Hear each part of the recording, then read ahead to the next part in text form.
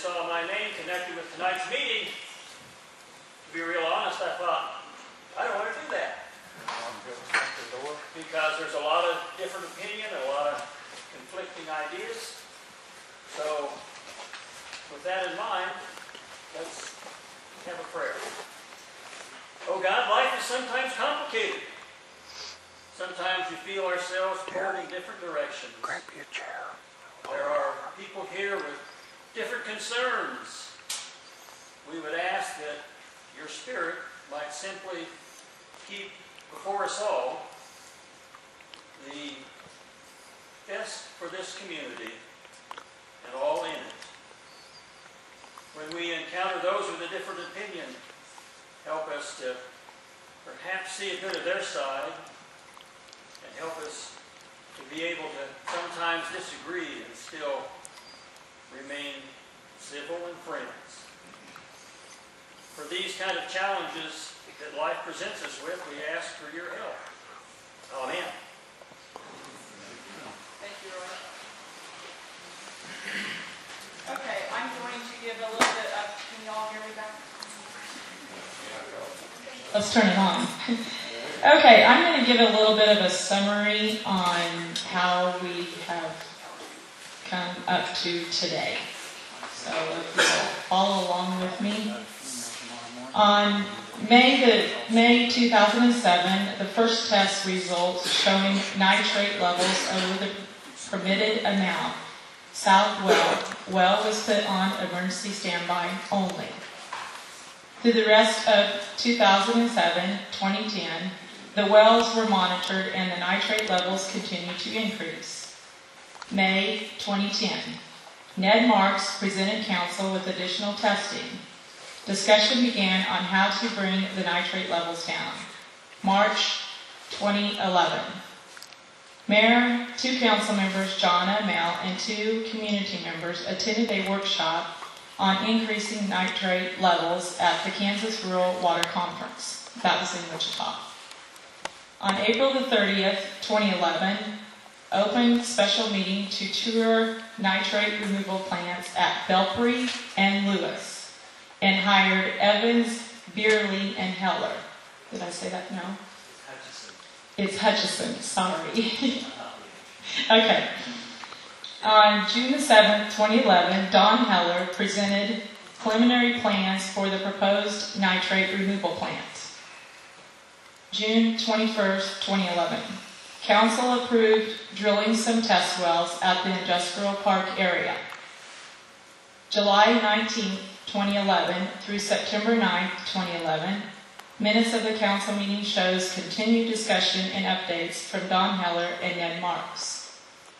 September 19th, 2011, special meeting to discuss water well work and nitrate removal plant and the financing of the project.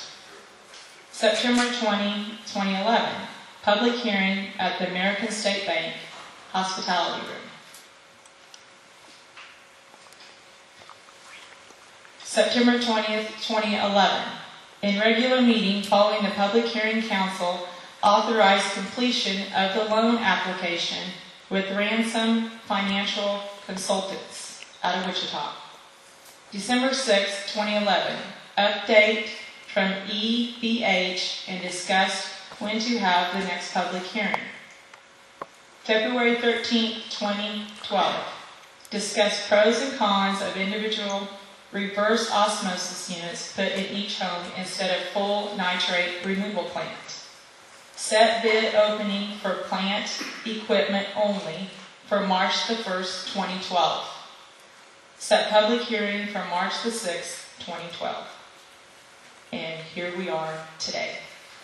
Now I will hand it over to Don and Mike, and they will take it from there. I would ask that all questions be held till after they are done presenting their program to you. And then after that's done, I would like whoever wants to speak to come up to this microphone over here to my left and speak. All right? You're allowed 3 minutes to speak, and we'll try to get your attention on when the 3 minutes is. So. I'll leave it to Don and Mike.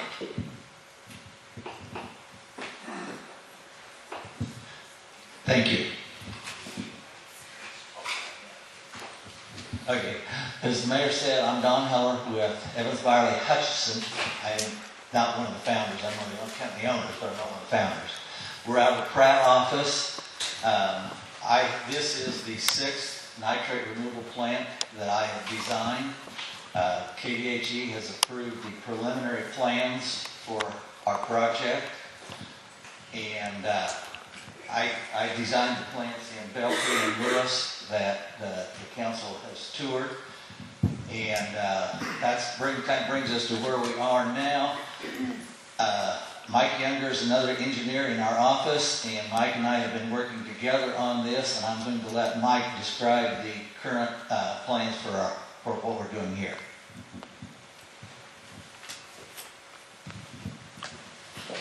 Good evening, everybody. I'd like to thank the community of St. John to give us the opportunity to explain the proposed plan for your water treatment facility. What we are looking at is a 3-phase project. You need water lines to get the water from your existing water wells to the treatment plant. The second phase would be the actual water treatment plant, including the building itself. And then the third phase will be a couple additional wells that we've done testing with the geologists to try and find some additional water. Starting on the existing City West well, we proposed a 6-inch PVC C900 water line. It's going to be piped across town following the city roadways over to the east side of town. We've called it the industrial plant site, but this is where the proposed water treatment plant, water wells, and evaporative ponds will be located. We'll also take water from the north well and pipe it east and then south along Prairie Street, back east along 8th, and down to the water treatment plant. And we're also going to bring water from the east well and bring it up through easements behind Centennial along the alley easements, and then bring it in on the south side of the water treatment plant. This line you see along here is a 12-inch and 10-inch line. What we need that for is to get water back into distribution. Right now, you're getting water from each well and it's just going in to your homes through the different pipes. What we've got now is water coming from one location inside of town, and it needs to be spread out, so we've got to put that water line in there to help distribute the water back. And once we get to here, you've got a good water line that gets you back to your water tower. That's kind of the critical thing, is to get that water back to the water tower and then help keep the good pressure for you guys. Back to the second phase of the project, which would be the water treatment plant itself. We just took bids for the actual equipment inside, and it's going to be based on 750 gallon per minute treatment capacity. This will allow the highest day use that the city of St. John has to produce water and not run out. To give a little buffer, there is a ground storage tank plan for the site as well. That's at 80,000 gallons, and that would provide extra storage in the events of peak demand to provide some extra water, or in fire emergencies or other situations like that. Along with the water treatment plant or the evaporative ponds, there is backwash that comes with a nitrate removal plant. Some people might think they're sewage lagoons. They're not. They have salt water. They're not going to stink like a sewer lagoon does, and they're not going to seep into your groundwater. They're double lined with HDPE plastic to keep any contaminants out of water that may be present in there. The third phase is going to be 2 water wells at the first part. We've done testing with Ned Marks and found some higher quality water here that's low in nitrates. The only issue is that we're not able to pump a whole lot out of these wells. So what we're hoping is to, in low demand times, use these wells, but we'll also have to be mixing with the other wells through the treatment plant to make sure that you guys have good water at all times. Playing further down the road are 2 additional wells that could be brought online if demand calls for it. There is also a south well that the city currently has on standby. Because of the cost of piping that clear up under the railroad tracks and to the water treatment plant, we've decided to put the wells in up here to replace that well. That south well will stay on standby for fire protection as it's being used at the current time. At this time, I'll hand it back off to Don, and he can talk about the other options that we've discussed, and then we'll get back to questions after. Thank you.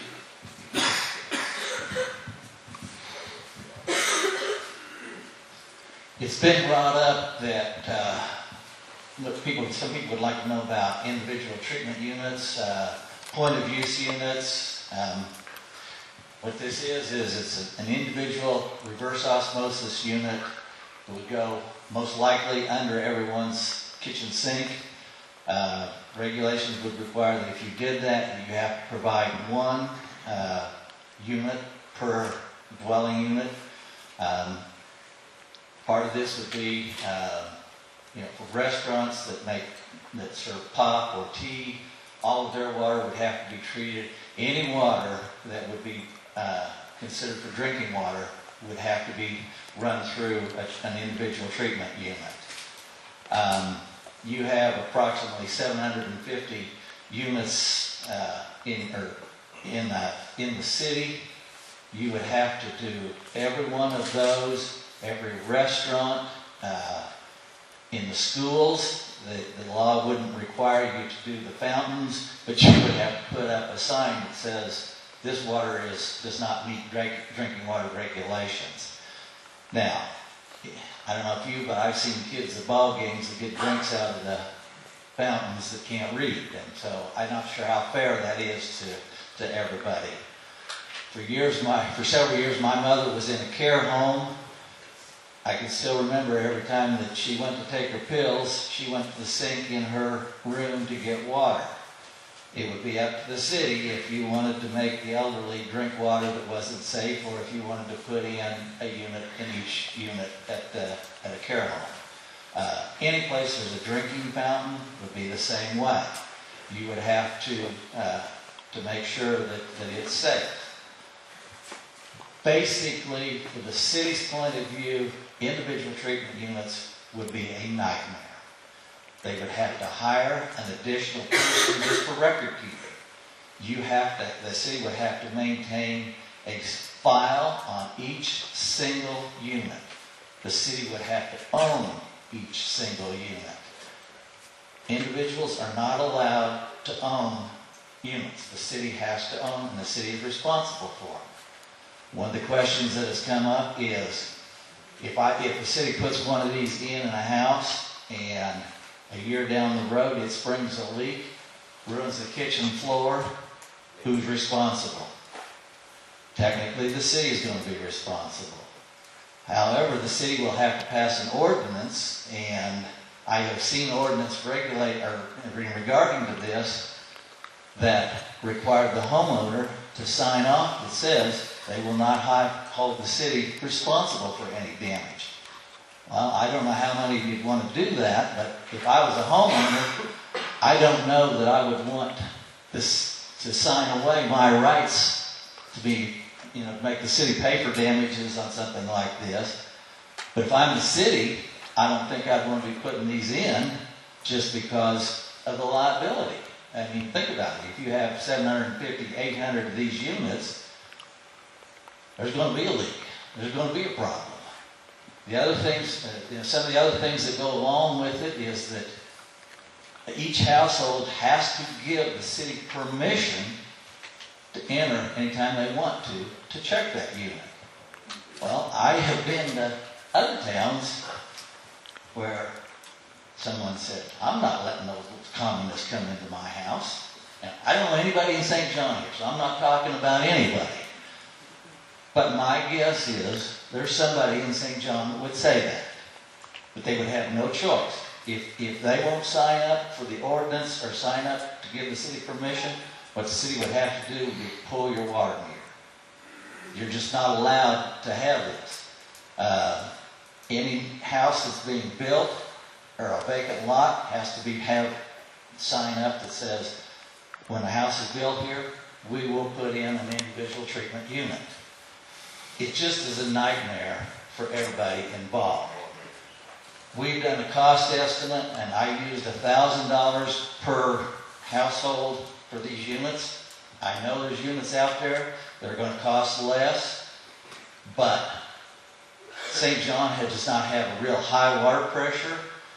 Depending on which unit you take, there's going to be units that have to have booster pumps. Well, now all of a sudden you're going to find electricity under everybody's kitchen sink. You cannot just run an individual treatment unit. RO units, they don't call it backwash, but to me it's the same thing. They continually wash the filters in the RO units. You may get 2 gallons a day of water out of these units, but you will waste 8 to 10 gallons a day, depending on which unit you buy. You cannot just tie that back into your sewer drain. You have to have an air gap. Culligan has a unit that mounts up on top of your counter. That means they're going to come in. Somebody's going to have to come in and drill a hole in your counter and put this other spigot in to get drinking water out of. One of the side benefits of these units is that we estimate that you're going to increase your water going to your sewer plant by about 10%.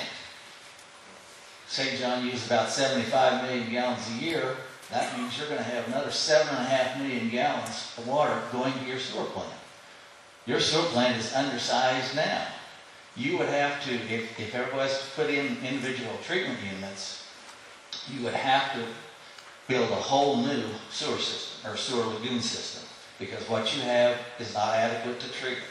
And that is part of what you would have to submit as part of the design to KDHE. There's no question that you could probably put in individual treatment units cheaper to begin with than what the central plant is going to cost. There's not a question on that. But all of the other associated costs that go with these individual treatment units do not make it a viable alternative. The government has said that they don't want to ever see this in individual treatment units in towns larger than with more than 100 or 150 connections. You're 750, 800 connections. It would be a really difficult idea to convince KDHE to let you do that. KDHE will not say absolutely no, you cannot do it, because there's not a law stating that any town more than 150 units can't do it, but they are very much opposed to doing it. It's something that in my preliminary engineering report I addressed, but did not go any farther with it because of all of the issues that go with it. You have to have a maintenance contract. Some of the units require the filter to be replaced once a year. I've even heard of units that require the filter to be replaced twice a year. KDHE requires testing on 1/3 of each unit each year. How would you like to be someone that your unit passed and then right after the test it failed? It's going to be 3 years before you know it failed. If you had someone that the high nitrates were not good for, that wouldn't be a good thing. And if that happens, who are you going to be mad at? The city. But the city's complied with everything. So, like I say, individual treatment units, yes, upfront costs are lower. Long-term costs are much more expensive than a central treatment plant. This way, you don't have to worry about where you get a drink. It's safe. And that's why we went with the central treatment plant. Do you want to do questions now? Okay. Questions? Okay. I think I want you to come up to the microphone.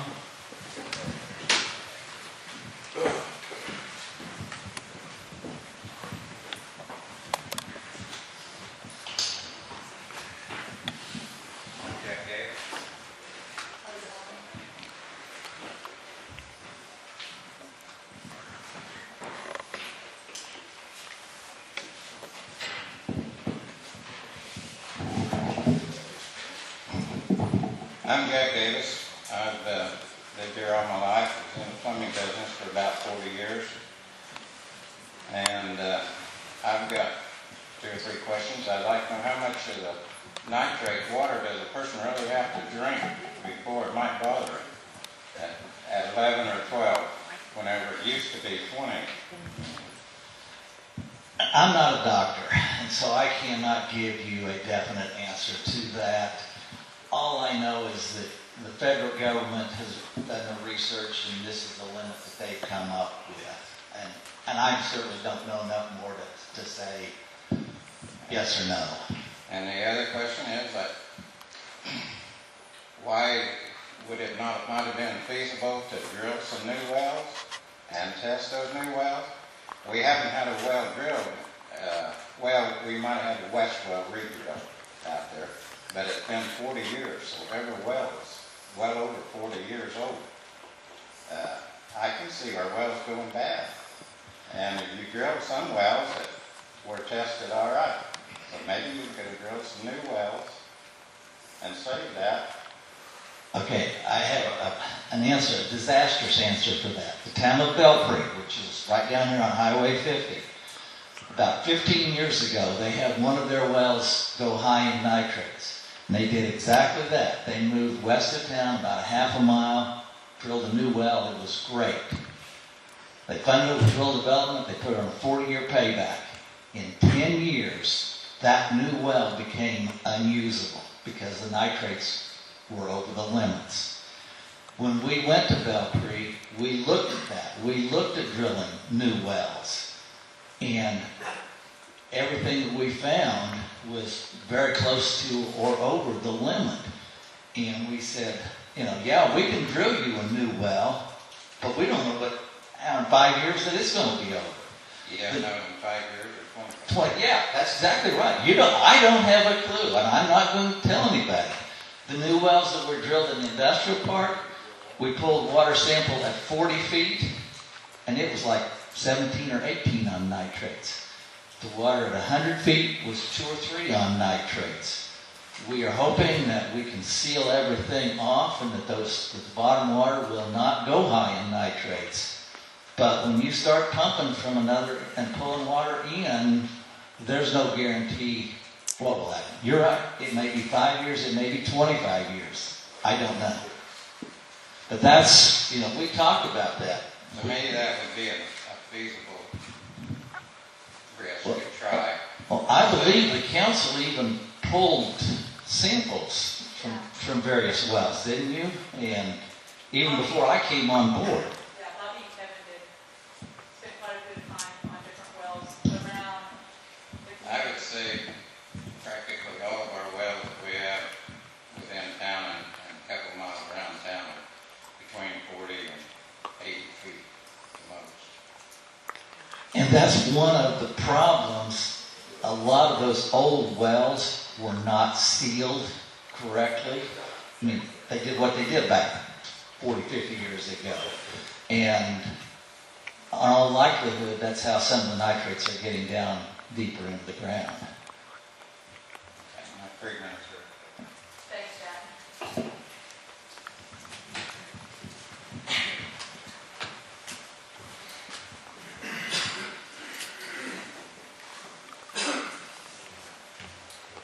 My name is Jo Hudson. I've lived in this community all my life and in this town since 1955. First of all, I'd like to thank the council for all the time and effort that they put into this. This is not an easy decision to make. There are good arguments on both sides. So I do thank you guys. What my question is, it was brought up at one of your previous meetings. It was in the St. John paper. A council member had asked if this were voted for. My understanding is the city has $2 million in reserves. They'd like to draw down $1 million and apply to the balance, the outstanding balance. The comment was made, you'd have to see what the auditors would say. Has anyone checked in with the auditors? And why not if they haven't? Well, first of all, we don't have $2 million in reserve. Okay. We have a budget of that for all of the city's funds, okay? So our reserve is not nearly that. And the reserve is what? I didn't bring those figures. You don't have a ballpark. I don't want to put it out there because somebody will hold me to it. So, Could you go get those figures before the meeting is over? And were the auditors asked what type of reserve? They have not been asked yet. But they will be asked, I assume, shortly? Okay. Because I feel that, like the one council member that made this statement, some of that reserve should definitely be drawn down and paid towards the outstanding balance of this if it goes through. Part of this is you're very fortunate. You may not think so, you have to spend this money, but right now, KDHE is giving loan forgiveness on 30% of the construction cost of the plant. What they do is we go all through the plant, we get all done, then they make you a loan for the full amount of the plant, and then they instantly write off 30%. Right, you made that clear at the end. Yes. And so at that point in time is when, if you have and want to make a extra payment, that's when you do it. You don't want to do it before then because Right, but if you're going to, you need to have the information in right, place. yes, you're correct. Yes. Any other questions? That's fine. Hello, I'm Trish Coleman. Two questions. When you spoke before, you talked about the warranty on this water treatment equipment and everything. And you talk about the RO systems being high maintenance and costing down the road. We don't know what this is going to cost us down the road.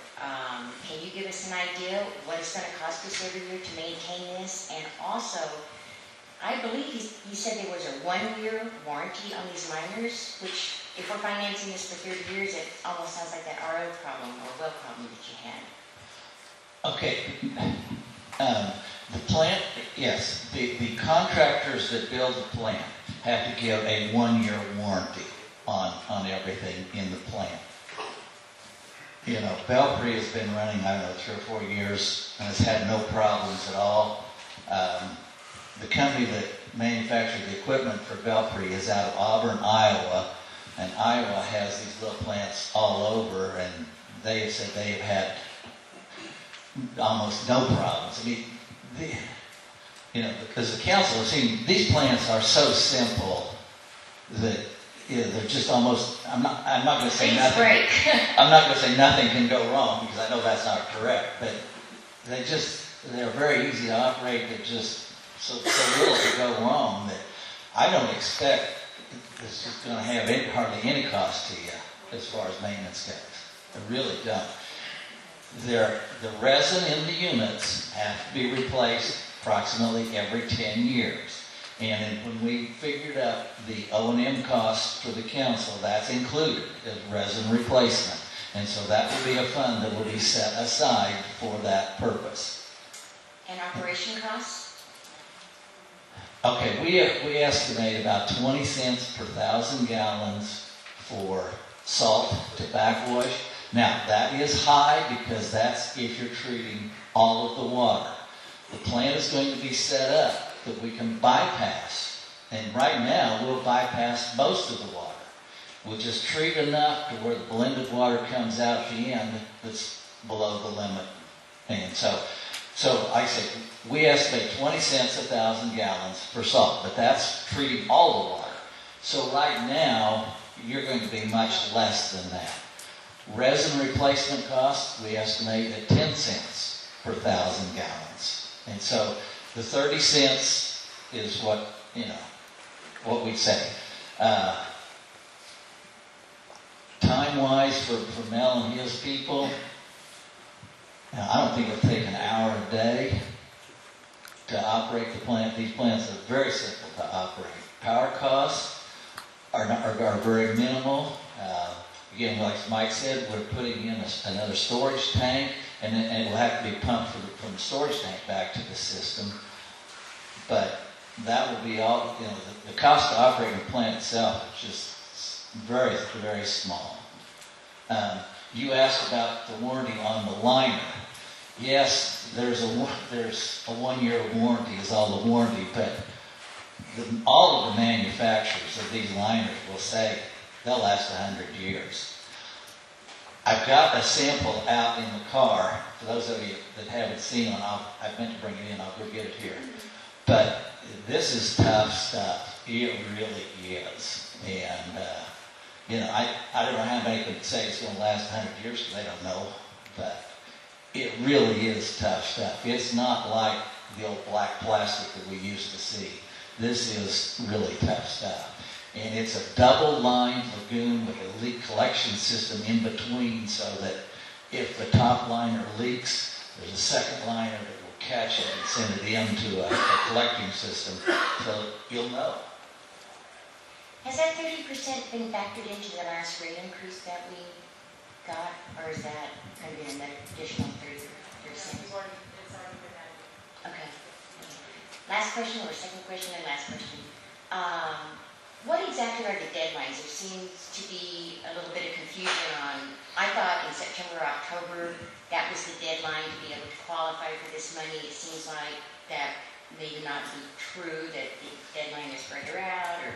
You have been qualified when you signed up then, and so the revolving loan doesn't have a deadline that you have to, by June 1st, have it spent. As long as you're working on it, I'm in contact with KVHE pretty regular on this, and so they know that we're working on it. They've seen our preliminary designs already, so you're fine. Our goal is to be able to advertise the rest of the plant and the water lines by June, and I hope we can do that. It's going to depend on how long it takes KVHE to review everything. But so construction could start, or will start this summer sometime. Okay, thank you. Mike brought in the liners, if anybody wants to see it, and some of the resin from the treatment unit. Julianne Owens, 115 South 90th Street. My questions are more for the council than for you, Mr. Heller. The rate checkup that was done by Ransom and Associates, was that paid for by the city? Could you stand closer to the mic? We can't hear you. Sure. The rate increase or the rate checkup that was done by Ransom and Associates, was that paid for by the city? Yes. I don't believe so. KVHE pays for rate checkups. I'm not sure what your situation is, but normally KVHE would pay for that.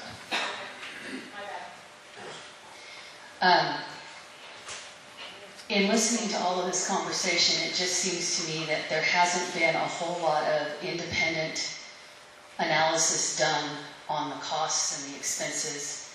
It's been difficult to get a straight answer as far as what certain costs are going to be.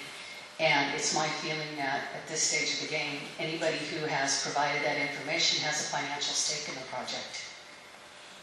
There is no hands-off analysis that's been done by anyone who doesn't have a vested interest in a project financially. That's a concern. And I just want to know if the city intends to do any of that type of analysis before we further commit to $3.5 million or $3 million or $2.5 million or whatever it's going to be. Can you explain that a little better to me? Sure.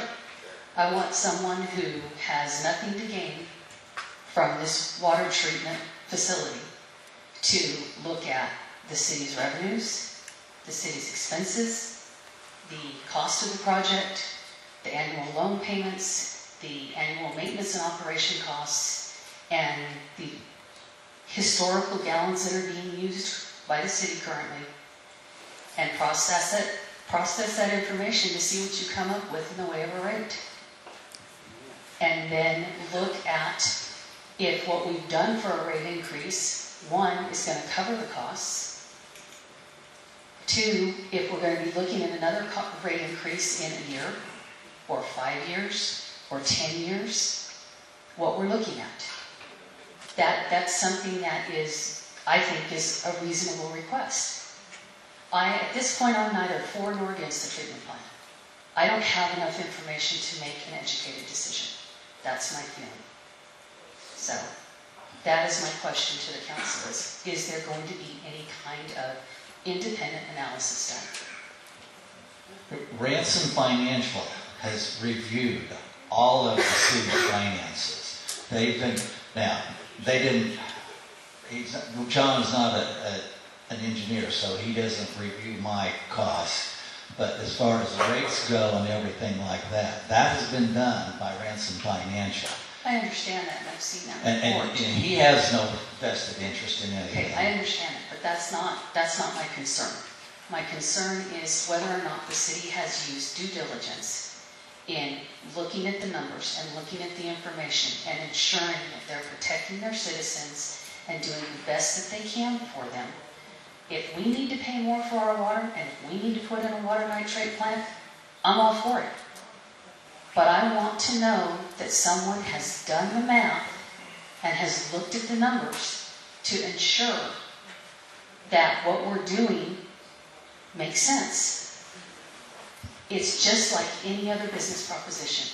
I cannot imagine that the business owners on our council would sit down and prepare to undertake a $2.5 million project without looking at the numbers.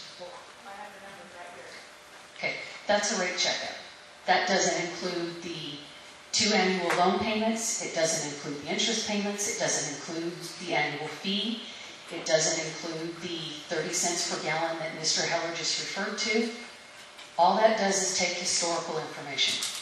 Where are the projections forward?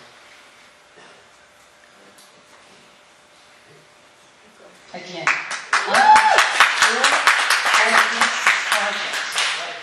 I just want the information to be able to make an educated decision. A lot of the people that we hire have made a good decision for the city, and we put our trust in them.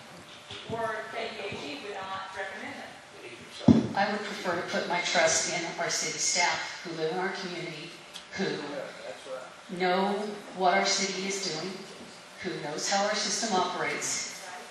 I would prefer that they have independently looked at those numbers. And again, nowhere do I see any projections forward. Historical information is great. But what about 2 years from now? What about 5 years from now? What about 10 years from now? We just got a 400% rate increase, 350 to 400% rate increase on our water. We've also received a rate increase on our electric. I heard Mr. Heller make the statement that our sewer facility is less than adequate for our community. So there's going to be another rate increase. We are a small community with a lot of lower income folks, and it may not be a case of deciding between a cable bill and their water bill. It may be a case of deciding between their medications for the month or a water bill, or food for the last 2 weeks of the month and their water bill. That is my issue with this. And as Joe Hudson so eloquently stated, I too appreciate the time and energy that the council has put into this. And I know that it's time consuming, that it takes time out of your lives to come and sit at board meetings when you're not compensated for it. And I respect what you do. All I'm asking is that you take it a step further.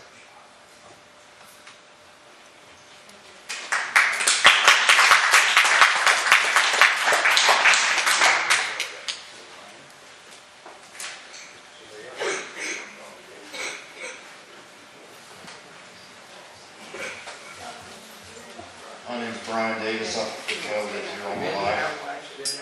I don't know, or I haven't heard yet exactly what are we required to do by the KDHE? Closer to the mic, we have our feedback back here. What are we required to do by the KDHE as far as treatment? You are required to provide water that meets the safe drinking water standards, which means nitrates of less than 10 parts per million. Okay. Does that mean that I'm horrible at this. And, you know, we've talked about cost, and I know there's been bids or whatever, but do we know yet what it's going to cost? You do not know exactly what it's going to cost. You have my estimate, and until we open bids on the plant and all the parts of the project, you will not know exactly what the cost is. And so far, all I've heard about is resin and salt in this operation. That sounds a lot like a softener to me. It is exactly like a softener. Then how does it take out nitrates? It has different resin. The resin that's in a softener takes out hardness. The resin that we have takes out nitrates.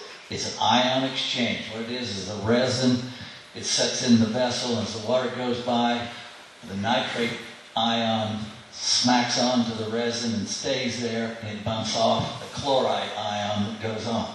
When you backwash it, you put the salt water through it, and it takes the nitrate ions out to the discharge lagoons.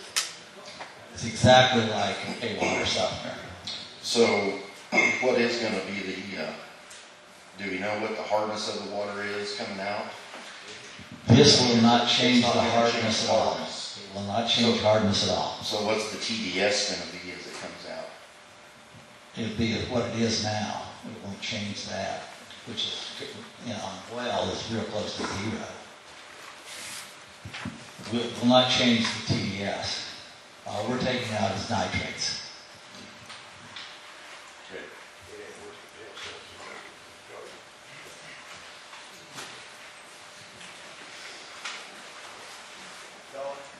You did make the statement the last public meeting that the average of the state of Kansas water is $32.50 a gallon. That is correct, right? As near as I know, yes. And if you were applying for a real development grant, you would have to be at $40. So, Hi, I'm Sandy Smith, and I've lived in this town for 32 years. However, I've been part of Stafford County for 67. I just have one question. Is it a done deal? No. Are we putting the plant in? I hear different things on the street. Well, it's going to be a plant. No, it's not till a vote yet. I want to know where we stand. at this point in time, to back out of the central treatment plant would be a very costly move for the city. Explain that. You've already committed to, you've signed, the council has signed the loan agreement with KDHE. They've signed the agreement for the design services that we have done. The council has the option as part of a contract to end my contract at any point in time. But as part of that is they would have to pay me for everything that I've already done.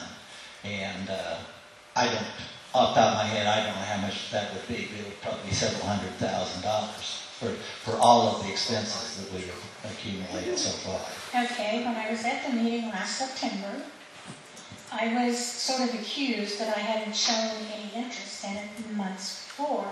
So I've been paying more attention. Yeah, Jerry, you did. Anyway, I went to a meeting in February that people were told they could come and they would learn things. There was nothing absolutely at that meeting to learn. The council, I don't know, I just felt like an outsider and I shouldn't have even been there to try to listen. If you want people's input, please welcome us as we welcome you. I appreciate you guys and all the hours you put in. One last statement.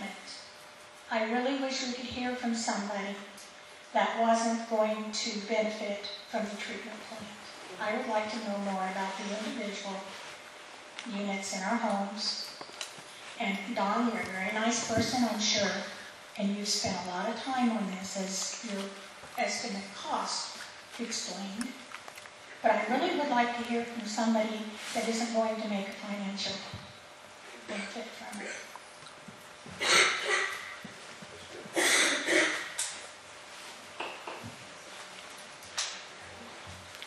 I think everybody knows me. So my question is, I went to the last meeting, the high nitrates, my question is, the number of people or the percentage of population in St. John that the good drinking water or that the bad nitrate water hurts is infants to 6 months. Is that correct?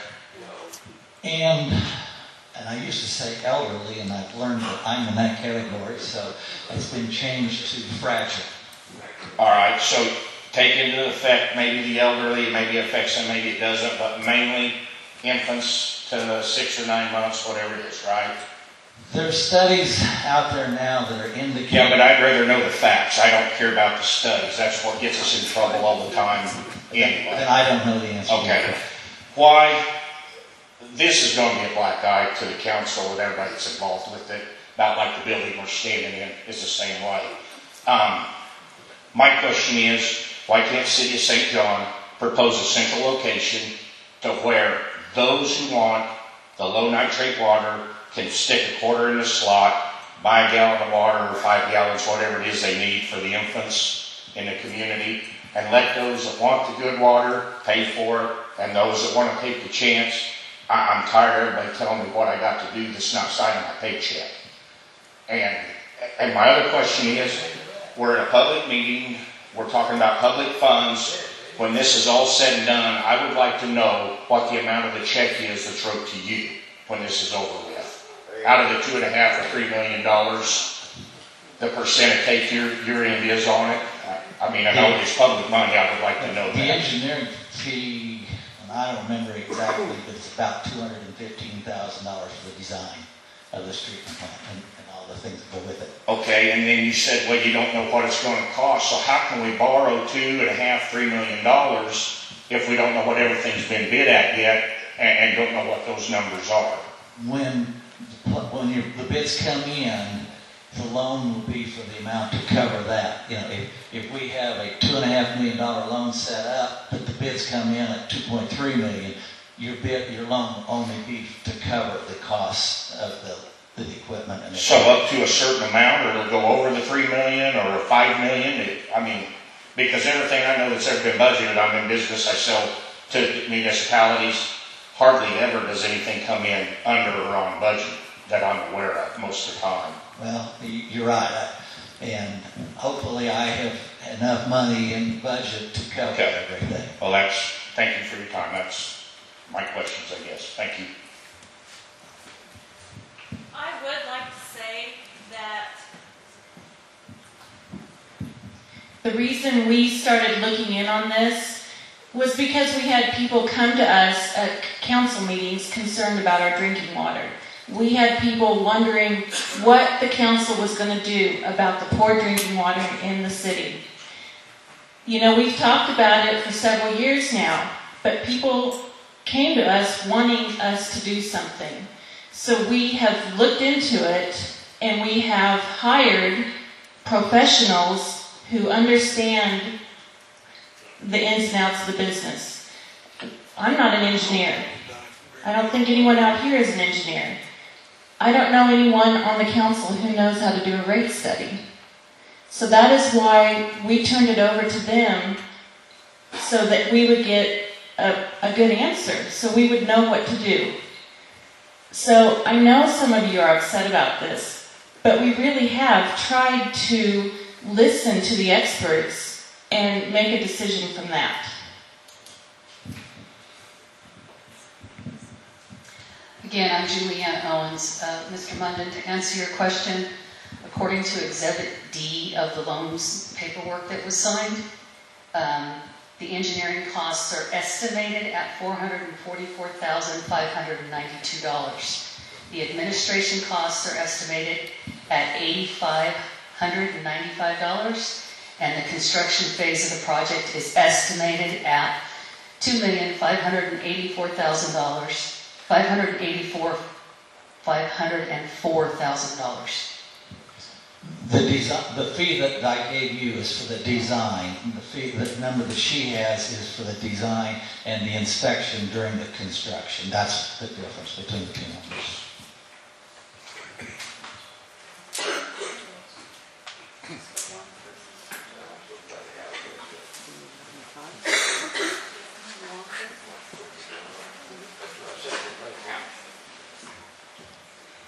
Julie earlier raised some really good questions, so my question to the council is, have you gotten with your auditors and done any type of projections on what the cost is, what your proposed rate increases are going to be, what that's going to bring in, what your expenses are going to be, and where you're going to be 5 and 10 years down the road, should you go ahead with this?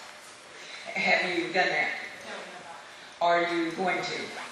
You did have the rate study though. Yes, we had the rate study done, yes. But Julianne, does the rate study not answer the questions you were asking, Julianne? The rate study is historical information. What do you mean by historical information? It's based on things that have already occurred.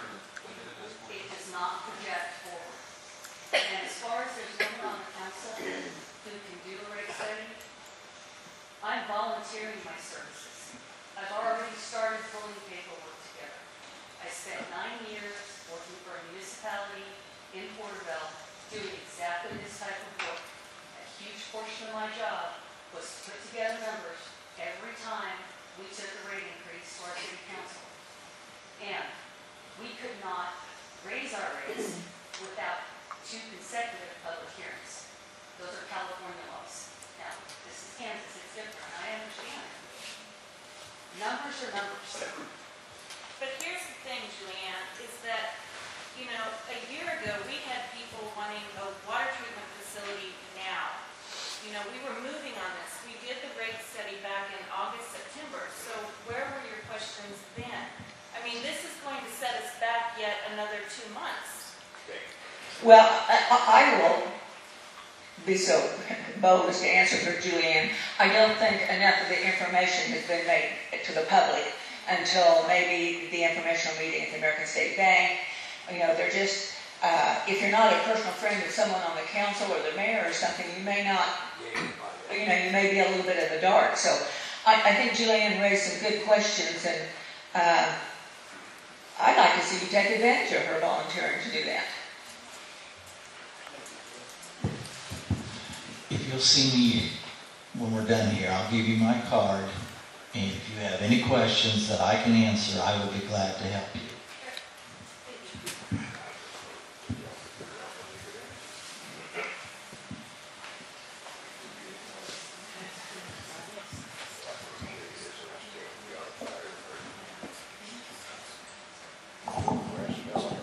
Can you hear me? Jim Roman. Thank you, council. I know you're in a tough spot.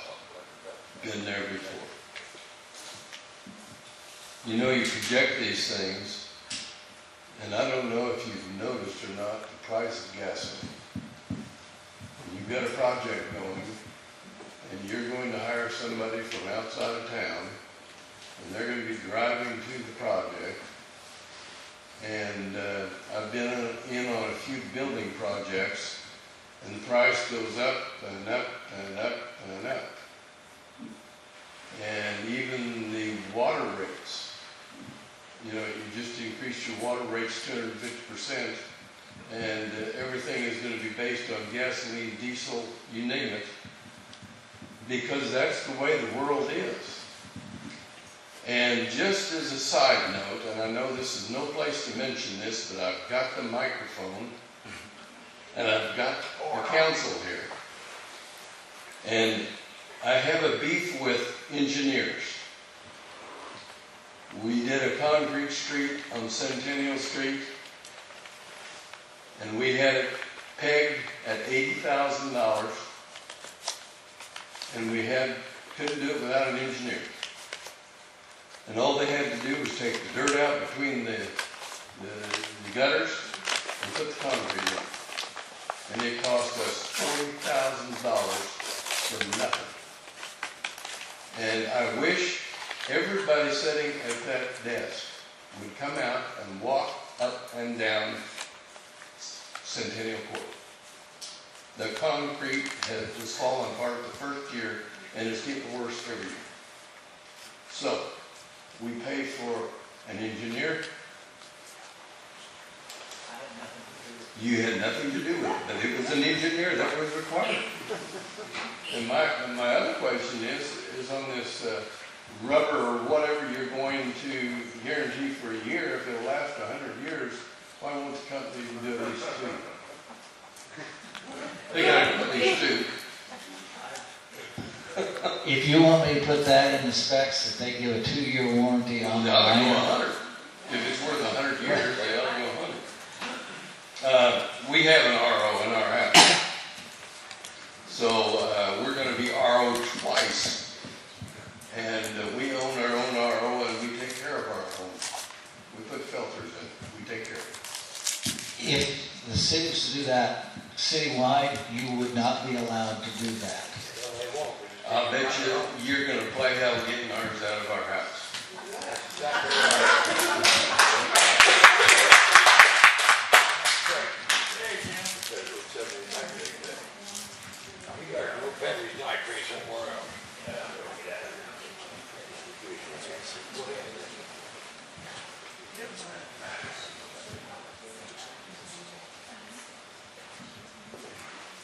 The question about warranties is brought up. The 1-year warranty is standard. That's what we put on everything that we do. We get paid for it. You're right, you do. No, that ain't happening that way. Pardon? That ain't gonna happen that way. 1 year ain't getting paid. If you have anything to say, would you please come forward? Well, I'd say a lot.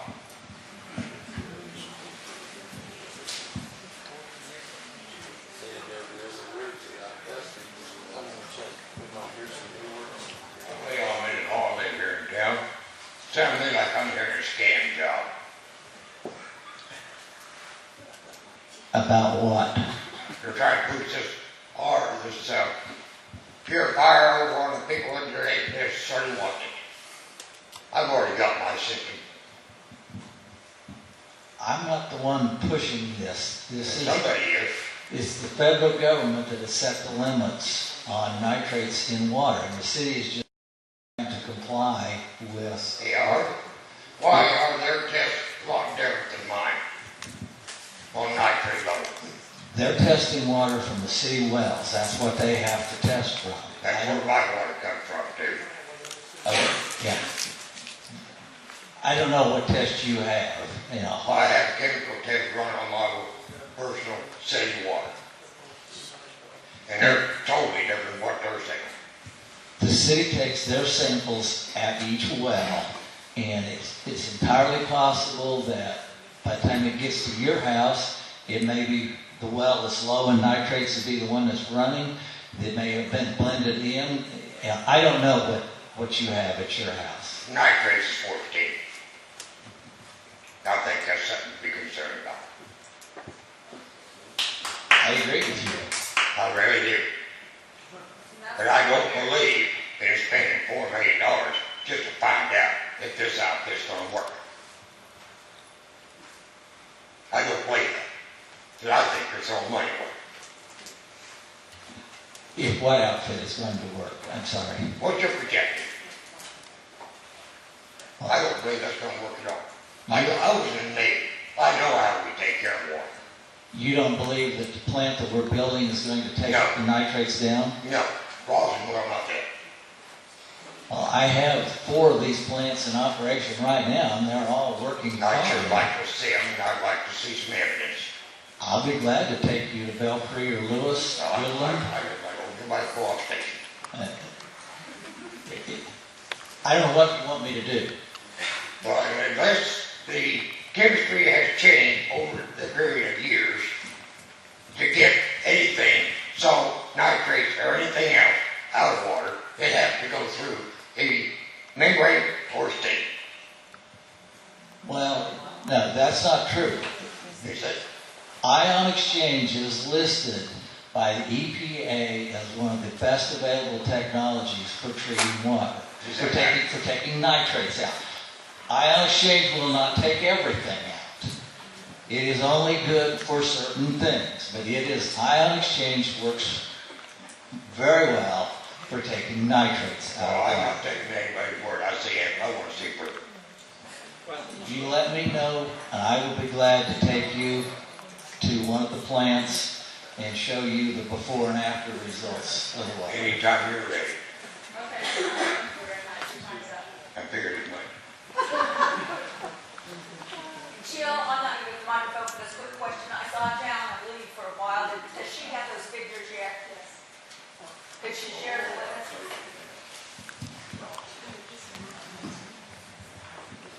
I pulled the year-end treasurer's report that was put in the paper, so you all would have had an opportunity to see this. At the end of 2011, our balances for all of our funds was $2,056,941.96. Our unencumbered balance was $1,842,469.03. For the water and light fund, our unencumbered balance was $765,801.14. Our water and light surplus was $1,480.92.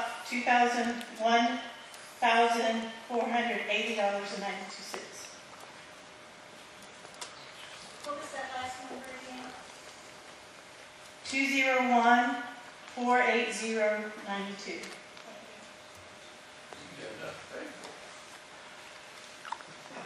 Of that, what do you actually consider reserve? Unencumbered is that you could spend for something like this and feel secure with other projects that might come up. And again, we would have to figure like a 90-day need. Usually when you have a bond or something, you have to have a reserve for a 90-day need. Okay, a bond requires a year reserve. We're not doing a bond, we're doing a loan. The council would have to decide what their projects are going to be throughout the next however long to decide what was actually available in that balance to pay ahead. Now, that's not to say that as we, my time up? Yeah. Okay. It's not to say that as we gain some funds, that it cannot be decided by the council at budget time, because you can't overspend. You have to be budgeted to spend out of your funds. So at budget time, they could budget extra to pay on the loan if they should choose. If they feel like this is what they would want to do and they had the funds to do it. We don't have other things coming up. But you do need to keep that reserve in the water and light fund if we have an ice storm, and all your lines go down. You have to have something to replace that. So I don't know how to answer exactly what we would be able to use out of this, but with the increase of our rates, we could maybe be able to do a little bit more. It will depend on what actually comes up as the year goes by. Now, if there's having your auditor look at this for you, Sure. to help you give you some. But they're going to need guidance from the council on what they expect to use that money for. Well, I think if they have this big a project looking in the face and they don't really have a lot of choice except to do it, they had best spend quite a bit of that reserve on this project if they want to keep the citizens of St. John here. I do have copies of this if you didn't get it out of the paper.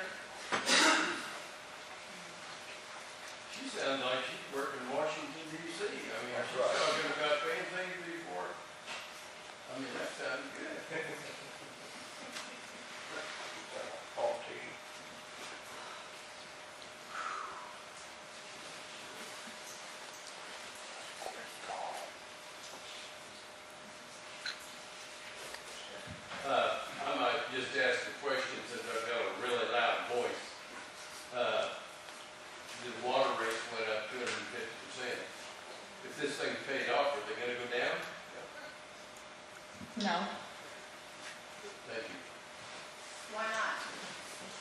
Why not keep them where they're at? Nobody can afford it. Nobody The town's not growing that. It's been dying for 60 years. Mine went from $10 to $40, and I have 5 children. Let's raise your salary. We don't get bread and milk because we just need to take it back. Folks, we haven't raised them for quite, how many years, John? 1995. 1995. Yeah, Okay, did you have to so- triple it? Why couldn't you have just doubled it? Okay, I think this was, now I'm talking out of my way here, but maybe some of this was brought to past councils and they chose not to raise the rates. Am I right or wrong? They were raised. The financials were there for them if they would have chosen to, they could have. So this council has chose to raise them and move forward with other projects. Not only including this. I mean, someday we might have to do something with our lagoons out there. Someday. How long have the lagoons been there? Mel, on?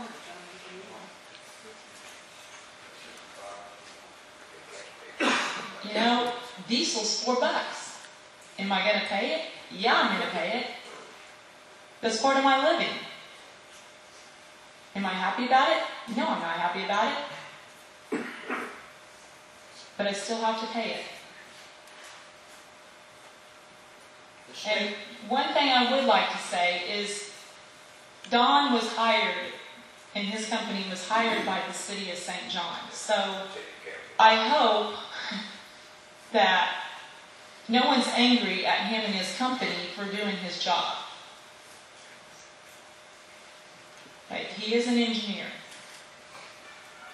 So I just wanted to make that clear because I have that feeling there's some of you pretty angry out there with him. I don't think so much with him, with the fact that we don't hear. Don is a great salesman. Well, He sold his plant beautifully. I'd like to hear from the other side a little bit, just a little bit. okay, and Individual units cannot be all made, and that's all we heard. Yeah, if he sold individual units, he probably pushed down and changed all the That's bids all and I hear. how that was I'm planned. not- well, he's not selling anything. He's not selling anything. It was up to the council to choose what they wanted to do. He designs the plant. He does not sell us what goes into the plant. Is that correct? That's correct. He just designs it. He's putting money in his pocket off of this project. Well, he's an engineer, Eric. We want to hear somebody's opinion off the other part that might be put. And- Okay, listen. But what we hired him to do is design the project, and it is standard for them to take a percentage of the project cost as their salary. That is how that works all over the world. Okay, Amy, nobody's arguing that. You guys aren't hearing what's being said apparently. What they're saying is they want to see the other side of it.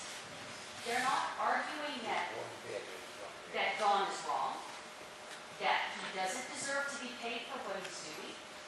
They're saying they want both sides of the picture. That's all. Nobody's condemning the council for the choices they've made. Nobody's condemning Mr. Heller for the job that he's doing. All we want is more information. Okay, so where I am just so really dumbfounded because when we started this, I see 3 people in the audience that went and looked at the other plants with us. Okay? We've got to do something. We've got to do something with our water. Nobody's arguing that. All right, so what I'm saying is, where were all of you when we first started this project? And where were your questions? And why were you not at council meetings? You can't ask questions at council. Exactly. Hey, wait a minute. Yes, you can ask questions as long as you're sponsored by a council member or myself. Where is that written down that you have to have a sponsor? Because Jill, I looked at that today and couldn't find it. Where do I have to be sponsored by a councilman before I can address anybody? Do you have a copy of that, John? Why do we need a sponsor? Hey, wait a minute. Terry, one at a time. Terry, if it's an item that's already on the agenda, you don't have to have a council member sponsor Terry, it. one at a time. And I'm only one, and I'm only talking to the other one, so that makes us two at a time. But according to what she's bringing up, is if it's an item that's already on the agenda, the citizens have the right to be able to get on the agenda to talk about that without having to be sponsored by a council member. So you have the situation that we had here last week, where a citizen went to a council member and asked to be sponsored and put on the agenda, but the council member they talked to didn't agree with what they wanted to say, so they refused to sponsor it. So then you have to jump through hoops and try to find another council member to sponsor you. And it's not that easy to get a hold of you. I mean, we've asked the city offices for a couple of times for the phone numbers, contact information for the council members. You know what the reply we got was? They're in the phone book. They are not. Unless I happen to know that Jill Steinmates is Mike Osborne, then I can find that, but they're not. And it's up to the city to provide that information for their city councilors so that you can contact you people and so you can talk to them. And yes, I've talked to a lot of people out there that said we don't bother going to city council meetings because they don't want to hear anything that you've got to say. You're not allowed to talk to the city council members. You have no feedback. You have no input. The city has basically stifled the people that put you in the positions that you're in.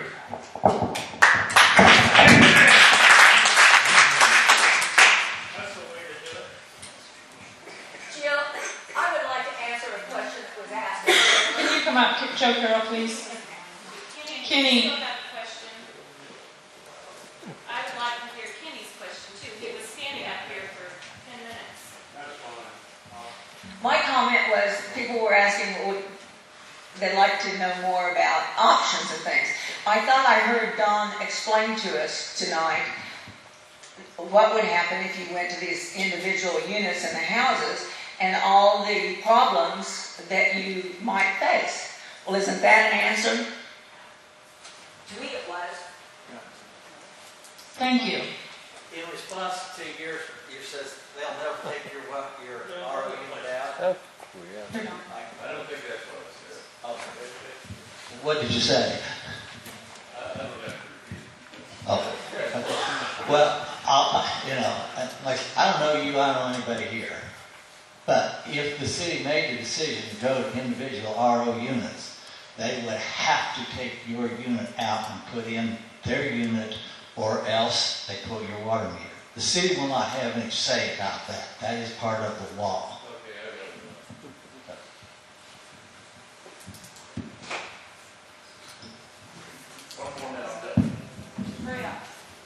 To clarify the rate increase just a little bit, I'd like for you folks to know that the average in the state of Kansas water rate is $32.50 a thousand.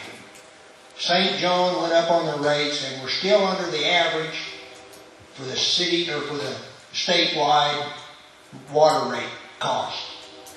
And that's the information that I got from Don Hill. So therefore our rates are not out of line, I don't feel, compared to the rest of the state of Kansas. In fact, they're quite a bit under. And you can go online You can go online and look up other cities' rates. I've spent some time doing that. Some are lower, some are higher, but we're right in there. So, I just don't feel like it's an exorbitant amount, but I do know it does put a hardship on some families. And I hate that. That's what's so crappy about having to make these decisions, is that it doesn't work for everybody. And that's why we're in the hard spot up here. But we're trying to do the best we can with the information we're given. Actually, I done a little figuring today. The average person that is single, or one person or two people in a house, is probably going to use the minimum, and that cost is going to be $17.50.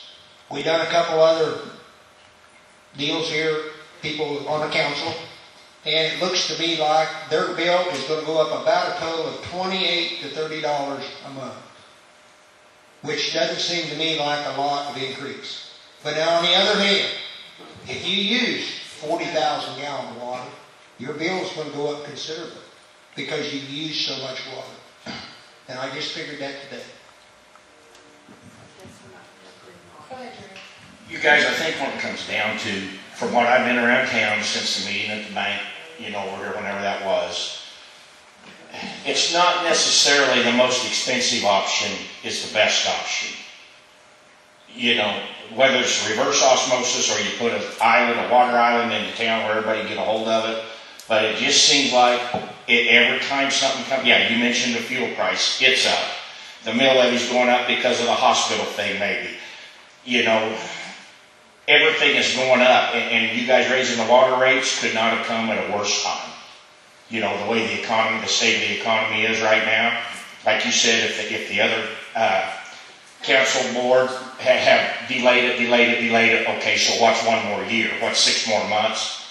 It's just everything hitting everybody all at once. And it's like $3.5 million, $2.5 million, whatever it is, of a town of, what's the population, 1,200 people? It's too damn much money. That's just what it amounts to. It's too much money. That's all I got to say. And my response to that is that we are trying to look into the best option so we can be compliant with the state. If we wait any longer, the price for this treatment facility is only going to go up. We're in a good spot right now with the economy because people are contractors are going to do it for less than they will when the economy is so good. So if we can contract them now at a lower price, 10 years down the road, we may not be able to afford this thing. And water is a natural resource. We have to have it to live. And it's not going to get any easier to get good water. They're running out of it out west. I'm not saying we're going to run out of it here, but it is something we have to have.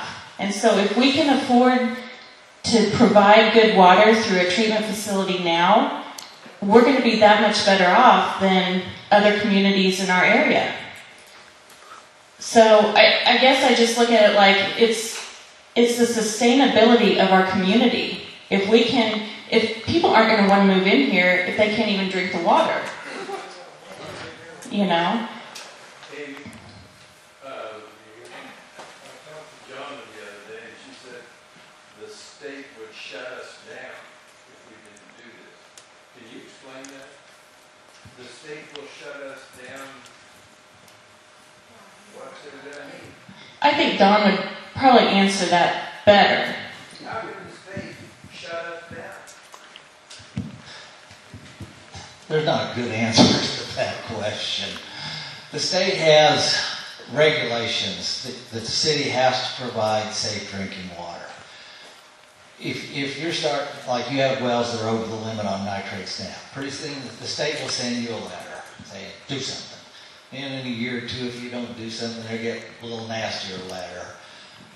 And I don't know what length of time it's going to be. It's going to be several years before the state will start fining you because you're not providing safe drinking water. And at what point will they shut you down? What does that mean, though? I think probably what they will do is try and fine you so much that you can't afford to not do something at that point in time. I don't believe that the state's going to come in and pull the plug on all of your water wells.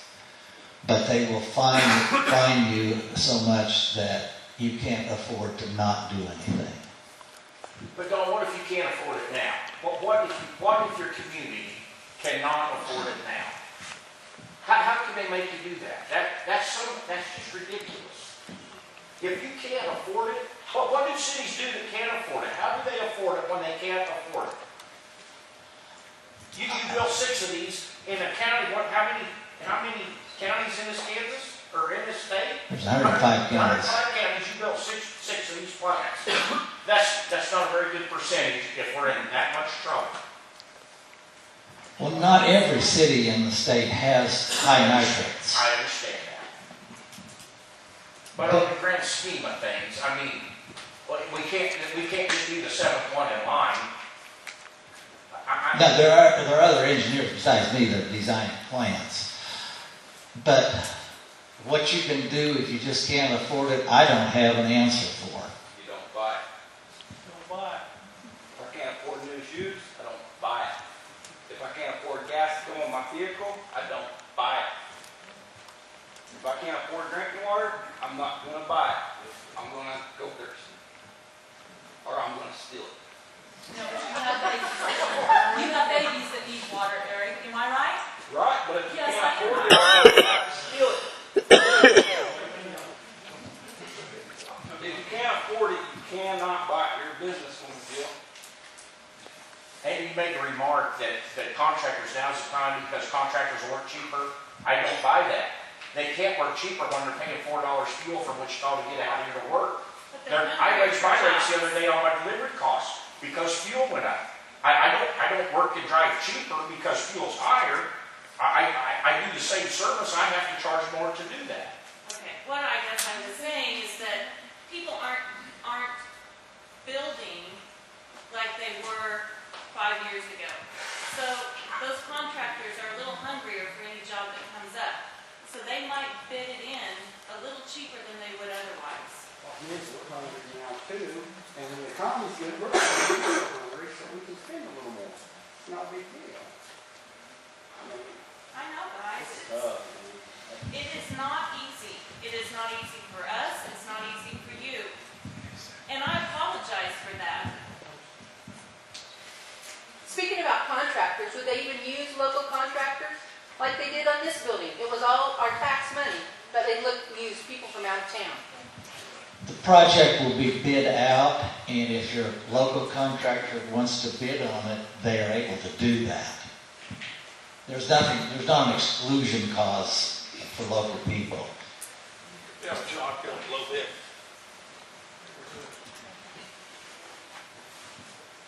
Yeah, I know your council put a lot of time into this, and that not everybody's going to agree with them, but they are charged with providing you with safe drinking water, and that's what they're doing. That's why this has all come about.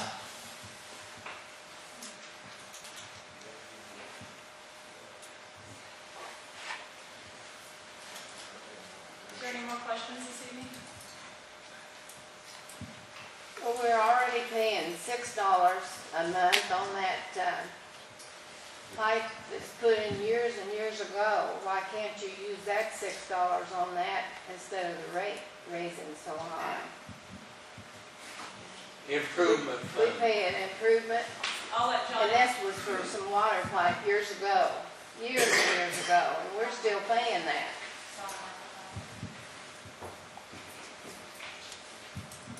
That is being considered when they did the rate study. So when we sent the information to the folks that did the rate study, we did include that information as well. That's $6, Mary. That $6 is what I'm talking about when I said we need to make a couple of balloon payments after this is done out of that reserve and get the appropriate auditing work done, get it in the budget, and make a couple of balloon payments on this project, and that $6 is where that money's coming from.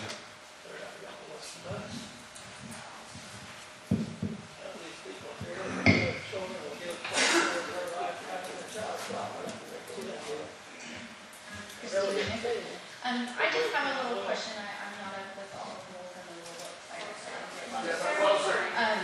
But I'm a little curious on, are you saying that I need to know what council member to be able to come to the meetings? Yeah, or myself. No. Not to come? No, yeah, not to come to the meeting. Anyone can come to the meeting. Okay, what was Terry saying earlier? To speak or concerns.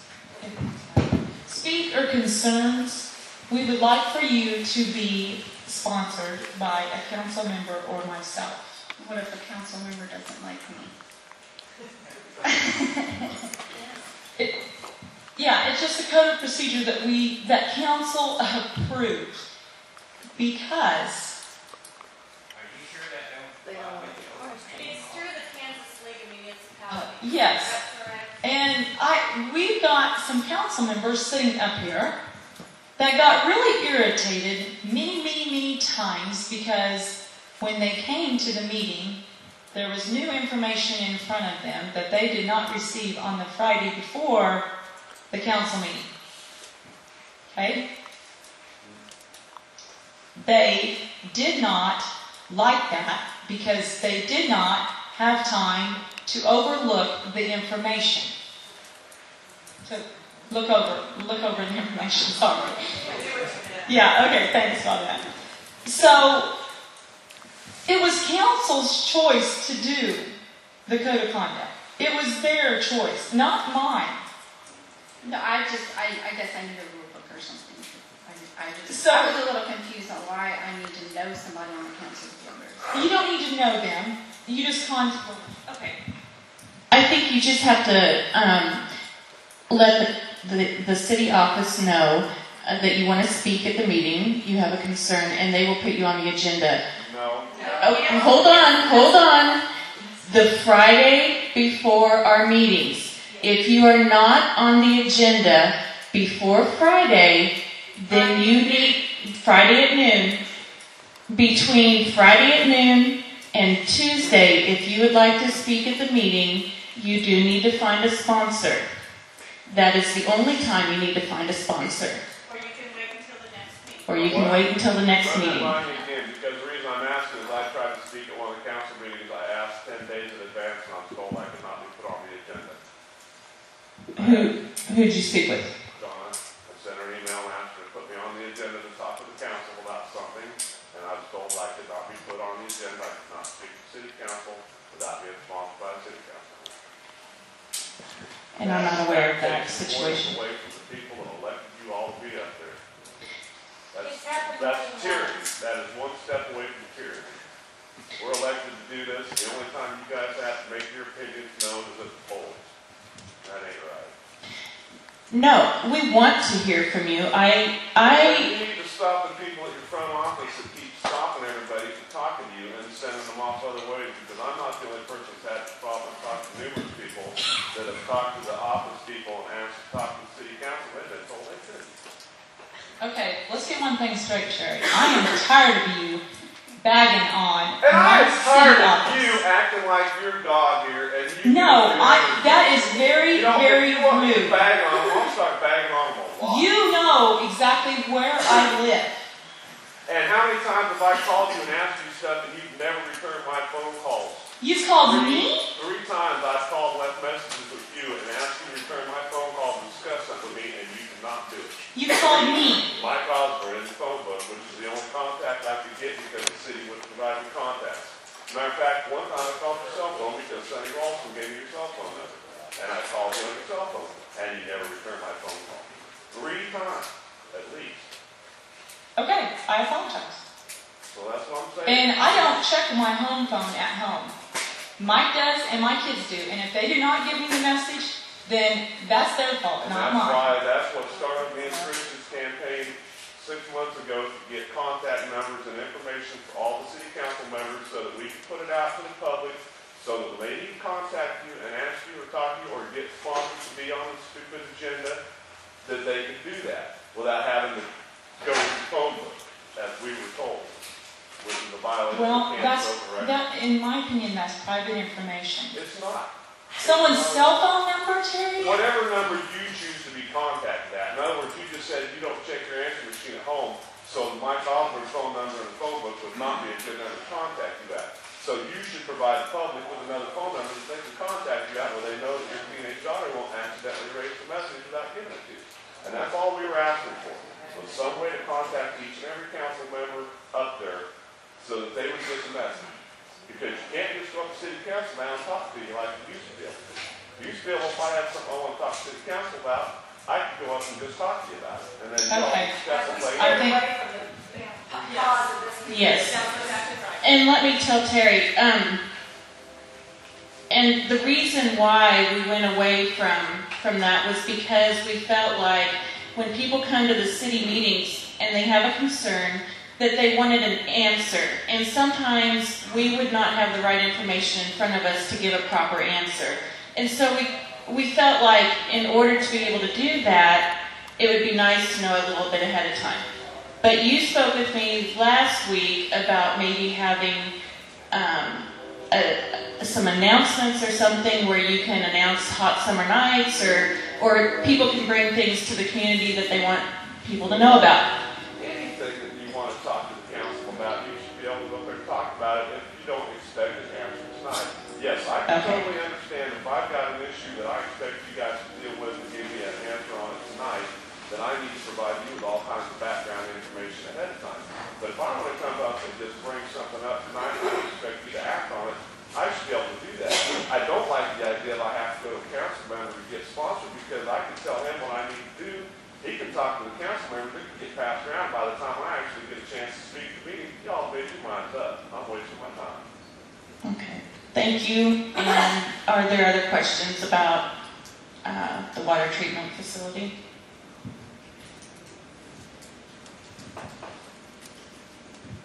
Thank you, public. I appreciate you guys coming tonight.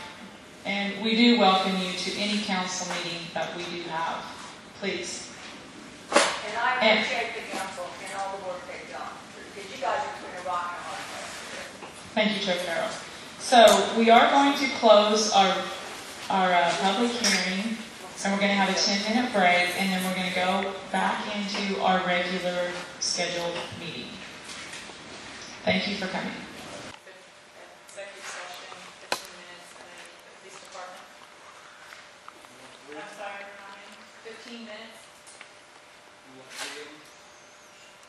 No. Two there, man. Two already there. I didn't put them on there. So you want to have another one? I want to add one, yes, but Bobby, do you want to take yours off? Yeah, you can just use mine.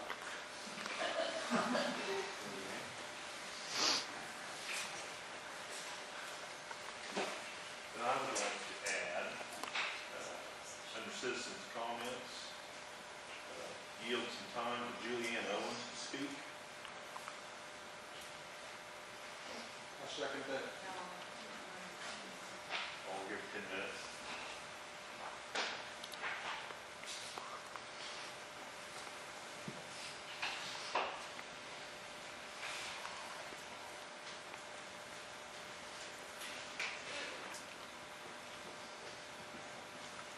It's okay with council, I would like to move Marshall up above citizen comments.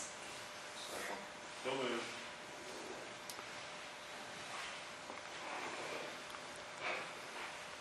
Are there any more additions? Okay.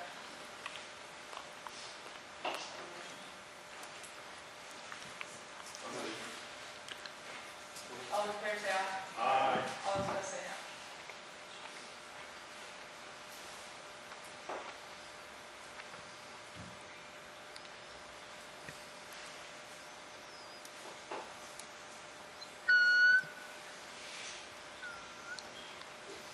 Consent agenda, John.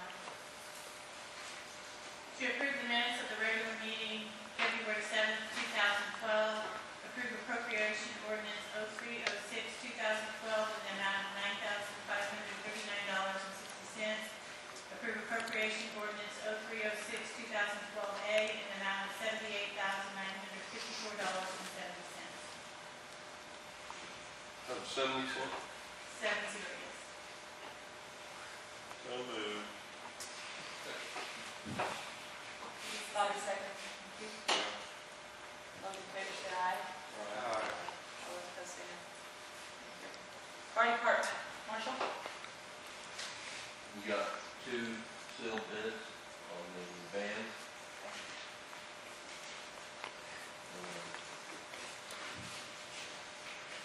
The first bid is from Jerry London in the amount of $365.99. And the other bid, $365.99. And the other bid is Steve Britton for $775.99.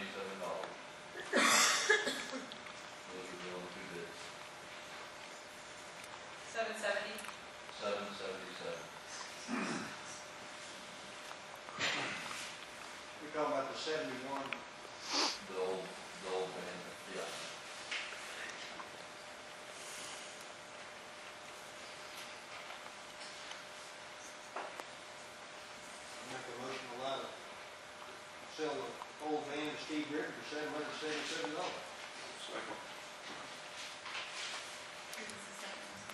Troy seconded. Thank you. All in favor, say aye.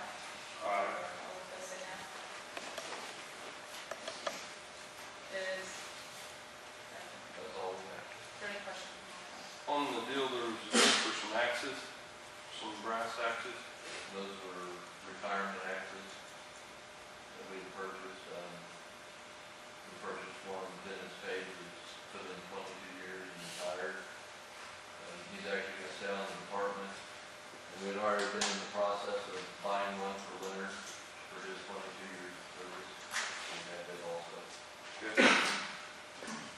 Marshall, I'd like to find out, is there any updates for the infrared camera? There are. We actually talked to them 2 weeks ago. They had gone in and upgraded our thermal camera to the newest one they have on the market for free. It's like a $1,500 upgrade. They also put in a $500 software update for free. And so to put it back just a little bit more. For us waiting, they've also given us another year warranty on the thermal camera free of charge. And we should actually expect it within the next week and a half. We should have it. Thank you. Any questions, other questions?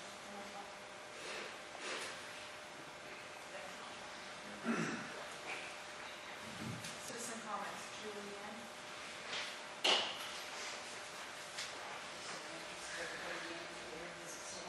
Yes, I think it is.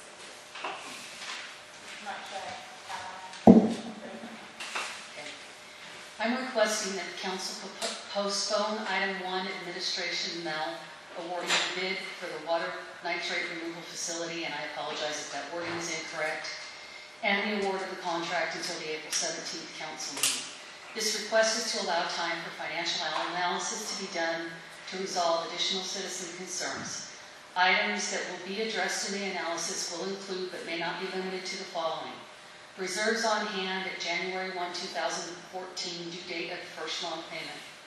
With the recent rate increase and limited out-of-pocket costs to the city during the construction phase of the project, there is a potential for a large sum to accumulate. 2, rate projections based on income versus expenses over the next several years to determine if the recent increase is going to be sufficient for the next 5 years, or if the community will be looking at any additional increase in the near future. 3, prior year analysis to calculate rates based on income versus expenses and historical usage. 4, time to review the engineer's estimate for estimated annual operating cost of the nitrate removal facility and potential additional staff and the associated costs. I would also like to be added to the agenda for the April 3rd meeting to present the results of this analysis to the council, and would additionally request the meeting be held at the Stafford County Annex to allow for community members to be able to attend the meeting in reasonable accommodations. As I stated earlier, at this time I'm neither for nor against the nitrate removal facility. I don't have sufficient financial information to be able to make a decision, and hope that the council will address the need for this information and delay the award of the contract. I'm happy to answer questions if any of the council members have questions. Thank you. Thank you.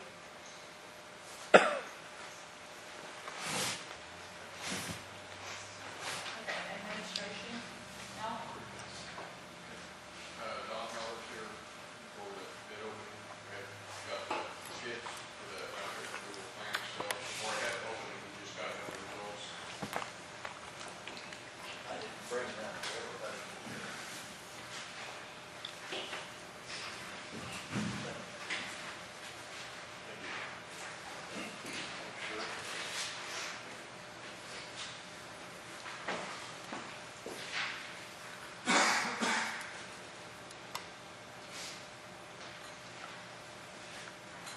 We opened bids last Thursday on the nitrate removal equipment. The lowest cash upfront price was for Wagner, but always from day one I said I would really evaluate it bid. And And Wyden has a high waste percentage in water, which means they waste more water, which means that our lagoons have to be bigger. And when you factor in, and they also take quite a bit more salt. If you look at, and with the current numbers, but wasted water per million gallons of water through the plant, Lane Christensen is 4,500, and Wyden is 13,600. When you factor all of these items in, Lane Christensen becomes the lowest evaluated bidder, and their bid for the treatment plant and the pilot test is a little over $510,000. I have $600,000 in our budget, so it came in below what I was expecting. But their salesman had called me a couple days before, and he said he got a real good price on part of the equipment, and that's why he's able to pay his bid where he is. Lane would be my choice of suppliers for equipment. They're a very good company. I've worked with them before, and they do a good job. Okay, what's up? Do you have any questions? Knowing these bids right here, how good are, how long are they good for? I believe Lane's is good till, I'm going to look right quick here. They do have a contract.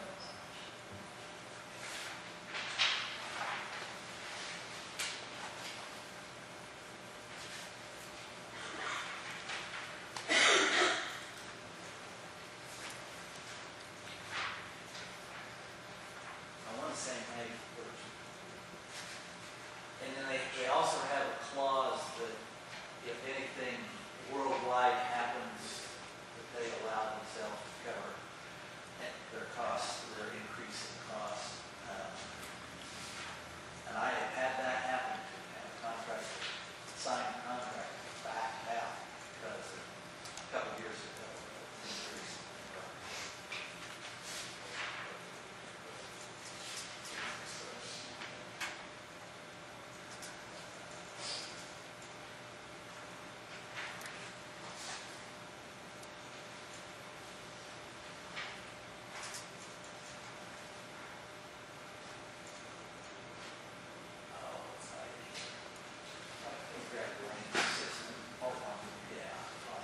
Yeah, they do have a time in there that are really good for that. And then it may be that 30 days from now, where that time is, that if prices haven't changed, their bid won't change. Right. Anything else on like something like that? Yeah, each one of these, I don't quite understand this one. Okay. Each one of these is something different? Oh, yes. Okay. We're saying we're going to treat 100% of the water. Right. And then we're going to treat 75 million gallons of water per year. Okay. Then wasted water per million gallons is a backwardage. Okay. Okay, so Lane says, and these are numbers that they gave us. I put in the spec. I wanted them to tell me what there was going to be. So Lane says for every million gallons that goes through their unit, they're going to waste 4,500 gallons. Okay, Tonka's going to waste 1,600. 16,000, yeah, 16,000. Now, what I have done then is I calculate for the year, if they treat all the water, this is how much water they're going to waste. And then $1.43 1,000 gallons is what I believe what you charge for water. And so I said, okay, these guys are going to waste it. I'm going to charge them for wasting water. And so I just calculate the wasted cost of the water, which really isn't that much, but because this isn't a one-year deal, we do this on a 20-year program. So over 20 years, Lane's going to waste $6,500. Tonka's going to waste $23,000.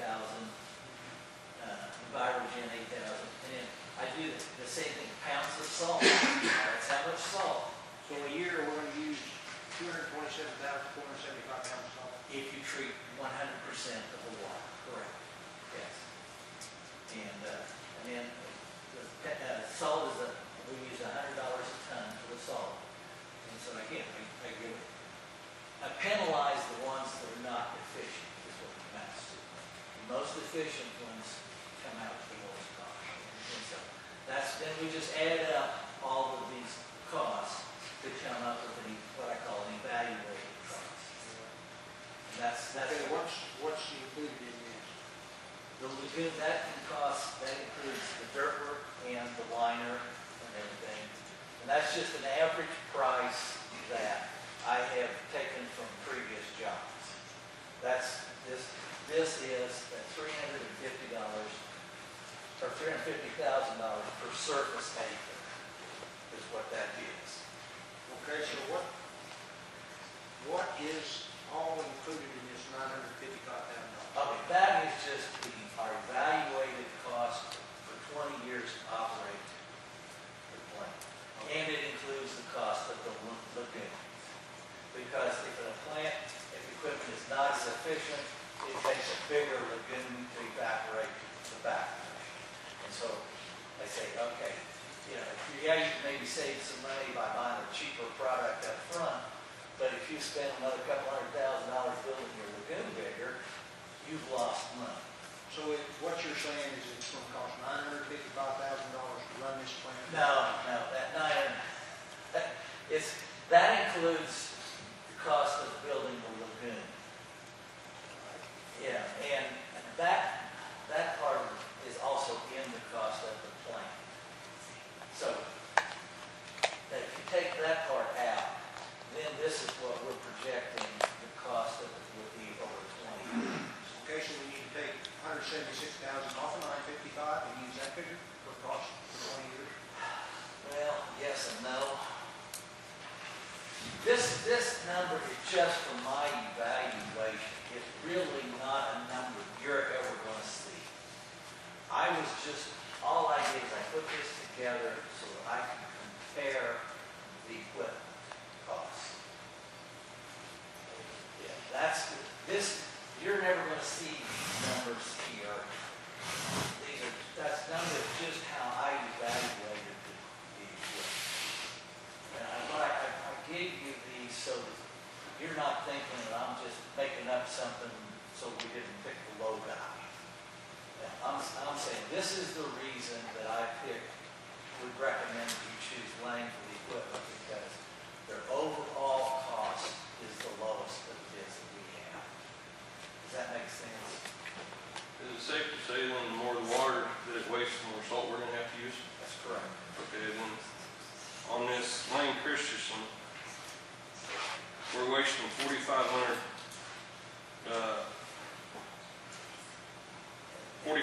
gallons per million. Yes. I take it that's what you're saying? Yes. And we're going to use 227,000 pounds of salt. Okay, you're going to use 3,000 pounds of salt per million gallons. Okay. All right. Now then, over here I'm wasting 6,000 gallons.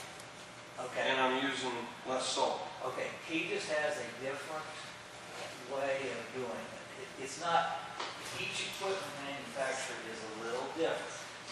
And there's not a guy who's whacked. He's making better use of his salt, but he's using more water to do it. And that's why we bid this out, why we look at different equipment, because they're all a little different. All he's saying is salt's gonna be more expensive than water.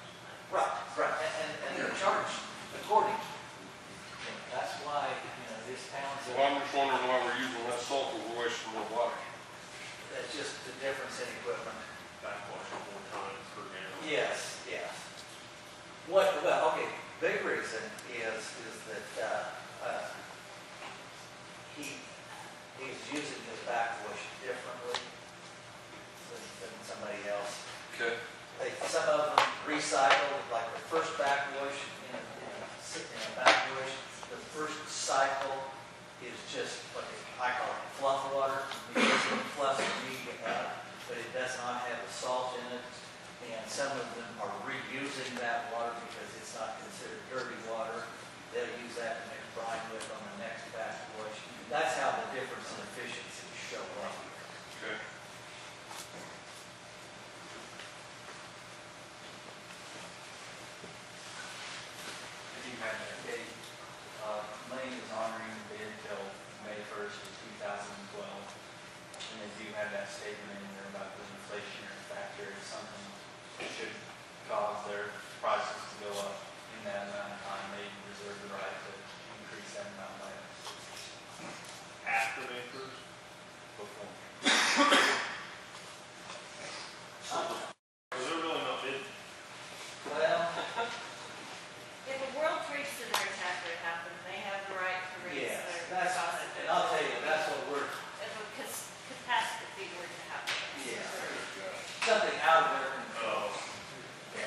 It's what's called a forced majeure. I've had that happen once in my life. And a couple of years ago when it was on the line up here. But, yeah. And I'll tell you, what we're seeing right now is the same thing we heard what I talked about tonight. Right now, contractors are still giving good bids on labor, but the equipment prices are rising.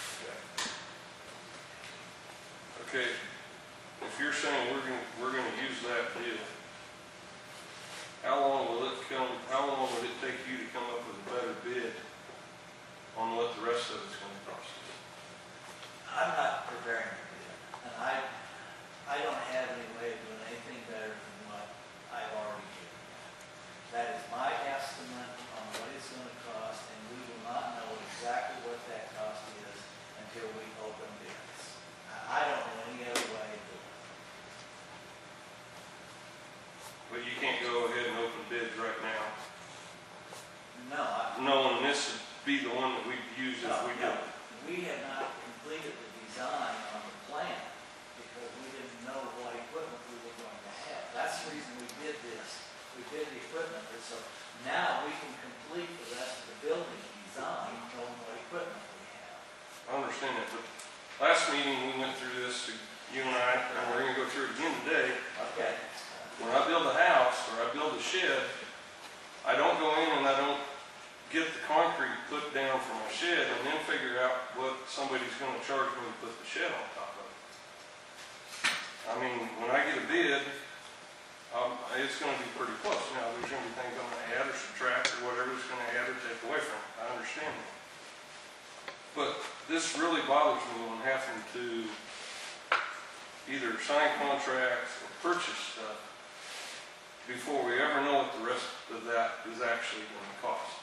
Because there's also no way for us to sit down and try and figure out what maybe our city guys can do with this part of the project and know what kind of dollar amount that we can either add or subtract from your bid to know kind of where we're going to be at when this is done.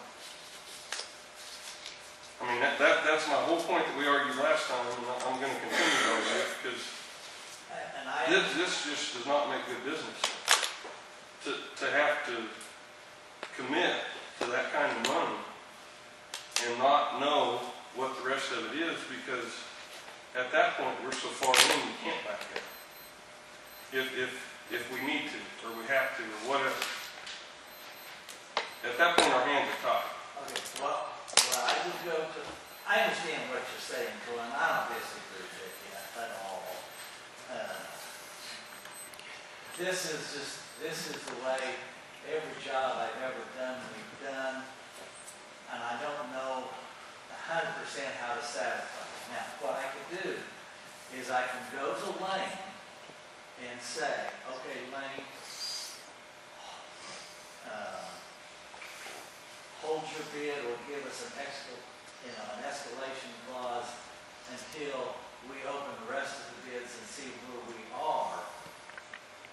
And then, I can't ask them to hold their bid for 6 months or something, or however long it takes us to open the rest of the bid. Exactly, but allow them to say, okay, don't start building this, and if we get over here, it costs too much, then Lane hasn't done anything, and so they're not, shouldn't be out.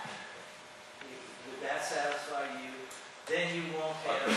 My deal is I want to know what this is going to cost. And by doing it without having to sign contracts or spend $1 million on one piece of equipment to be able to know what the hell the rest of this is even about. Right. And what I'm proposing to you, I believe will allow you to do that.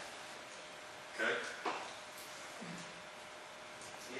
I will go to Lane and say, okay, hold your bid or how would we have to work it out? And I'll come back to you and tell you, okay, this is what, now I'm not going to ask you to sign a contract tonight on this equipment.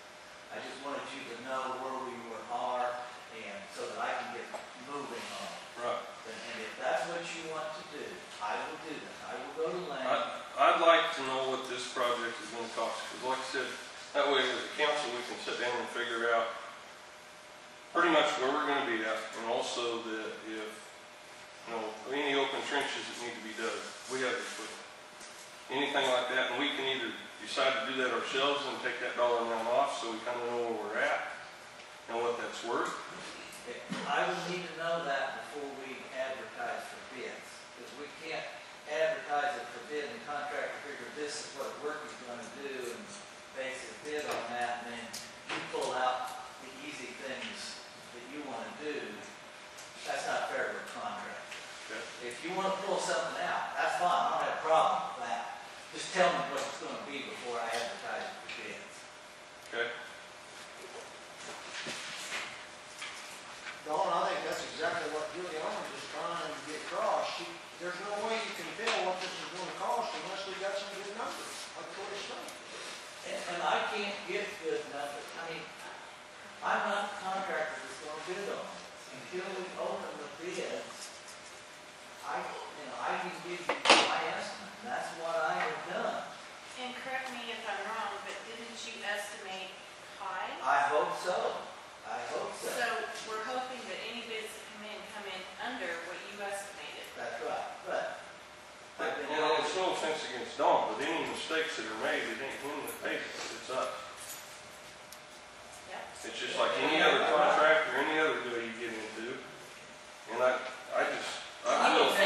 feel like you're kind of pulling your pants down when you start signing stuff and then committing yourself to this many dollars and not know what the rest of it's gonna cost. okay, and I don't disagree with you at all. I will go to Lane and say, this is what we want to do. And then we will come back and when we open the bids, Lane will have started building equipment. Now, this is probably going to delay, could delay how long the construction part, because the building guy's going to go in and put up the floor to be ready for equipment. But Lane's not going to have the equipment because we waited to order. But that's okay. Okay. But when we get to that point, we'll open the bids on the rest of the project. And then you will know if you want to go ahead or if you want to go, you can say, okay, this costs too much, we're not going to do it. We are,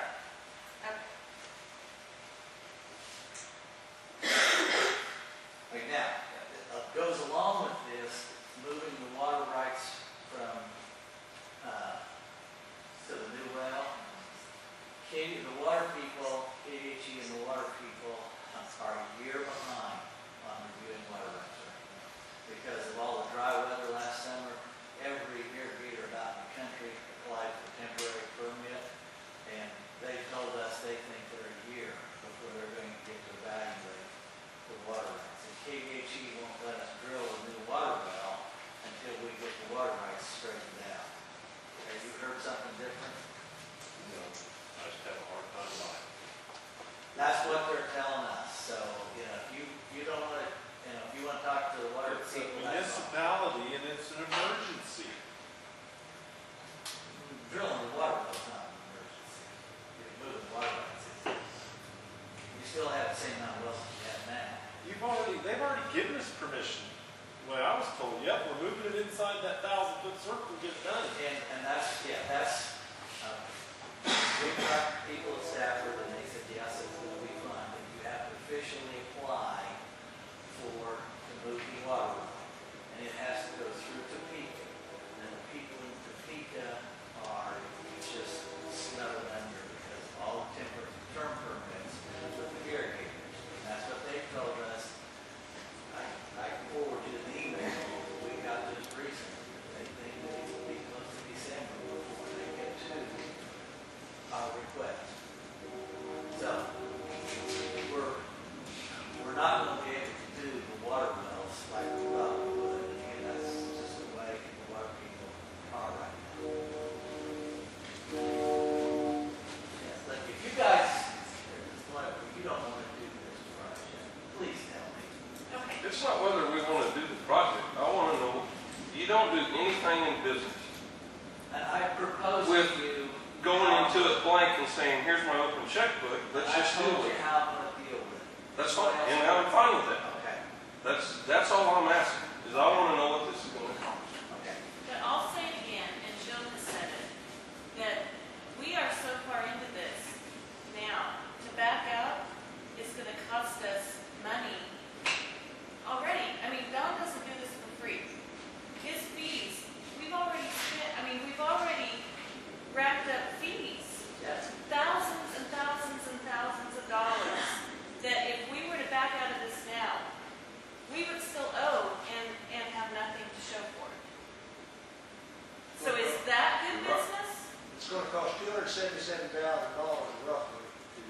back out, or it's 3.1 million to just blow it going to the wash. I guess at this point, I would rather see us move ahead and get something out of it than to back out and spend $277,000 for nothing. That's where we're at. Well, what Troy's proposed, if let's say Israel bombs Iran tomorrow and the price of everything goes black. We won't be here when that happens. Well, yeah, I don't know whatever happens, somebody flies a plane to New York, somewhere, and prices skyrocket. Okay. You still won't have committed to anything at that point in time, other than to me. Right. And there's nothing I can do about it. And I mean, like that happens. to me, it shouldn't be offensive to you. You're getting paid for every hour that you're working on it. I'm not being offended. I have no problem with what you're saying. So, I mean, I don't see the problem with trying to come up, knowing that this is probably the unit, if we do this is going to be the unit that we're going to do, so you can design the plant and then get bids. And we will, that's right. And I will not have a bid until I have designed the plant and the water lines, and KDHE has approved those plans. Then we will go out for bids. And at that point in time, you will know what your costs are. Now, I'll tell you, I am not perfect. There's probably going to be something in this that I have forgotten and I have missed. And there will be changes. But if we just go with Lane Christensen, and they know they're not bidding against anyone, are we going to get low? I mean, he can charge whatever, they can charge whatever they want, or... Well, what they will do is and they even have it in there, is that they're not going to raise their bid unless their cost goes, like they're buying steel tanks. If the cost of the steel tank goes up, all they can raise their bid is that increase. They don't get to add an increase. So we're not, by doing this, we're not pigeonholing ourselves and backing ourselves into a corner, I guess. Okay. I'll read this paragraph in one. Pricing will remain valid until 5/1/2012 or other dates before or after, but will be allowed to change according to the ENR. The ENR escalation and inflation factor using 3/1/2012 as the beginning factor. This is to protect Lane should something happen to oil prices that cause steel and other material costs to increase dramatically, or if funding is delayed for some reason, and this is what we're talking about, delaying the bid, delaying the funding. Funding is delayed for some reason, and the bid to the general contractor is also delayed, and raw materials costs spike due to an oil crisis in the Mideast. Only items which can be documented to have changed in price may be included in the evaluation. The overall change in price may not exceed 6% of the proposal bid quoted by Lane. That's in Lane's contract. That's what they're just trying to protect themselves if something strange happens that they think nobody can predict. That's all. That makes sense. Yeah, I have no problem with that. Don, how much time are you looking at to get the information that Troy is asking? Well, I said that I would hope to be ready to bid by the 1st of June. And if we are ready to bid by the 1st of June, these will open bids around the first week or so of July. And at that point in time is when you will know what all of the costs are going to be.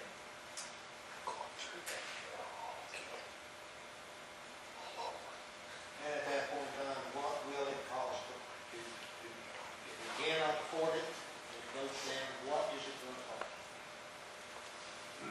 I will ask Wayne that question. I would hope that their charge would not be much, and my charge is just going to be what time I have in it up until that point in time.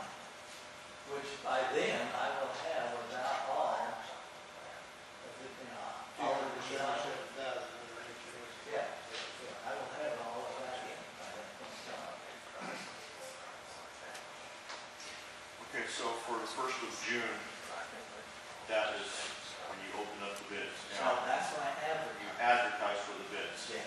Okay.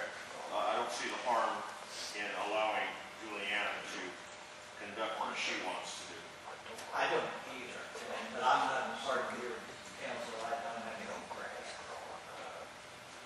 I'm questioning whether she's gonna have the information together, without having consolidate.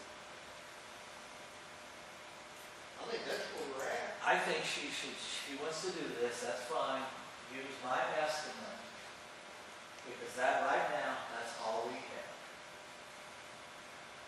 Use my estimate, which I would be glad to give her, is in the preliminary engineering report, hasn't changed, and go from there. I wouldn't have a problem with that one. If she thinks she can get the information from that visit, that she will. I've given her my card. I can gather what I need from city staff, and I think city staff will have everything I need. So,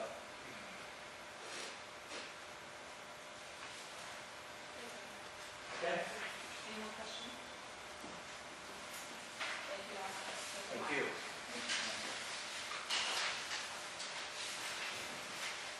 Number 2, Mel. Have the roof bids for Chicken 18 North Exchange House is set for our apartment training. Have a bid here from Mike Saylor Repair for $746.55. Can you repeat that one? I can hardly hear you. $746.55. Mike Taylor Repair. I have a bid for $600 for Harry Stites.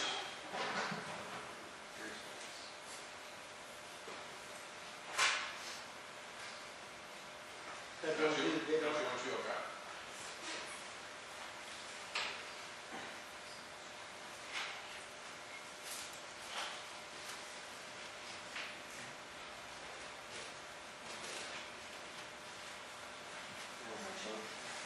Move to approve the lowest bid for Harry Stites. Second.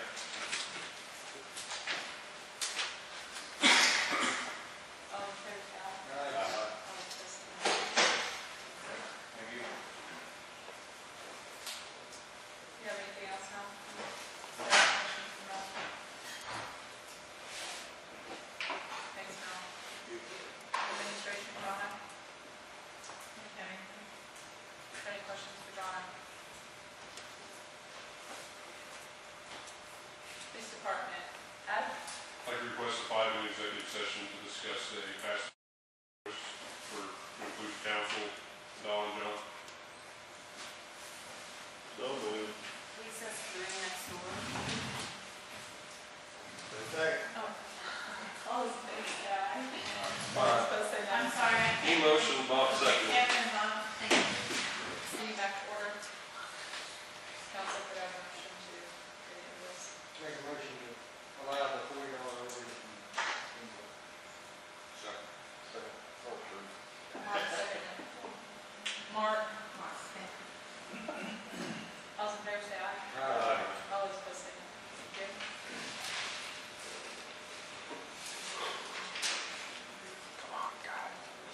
I'll move for 15-minute executive session for non-elected personnel to include John and Don, council.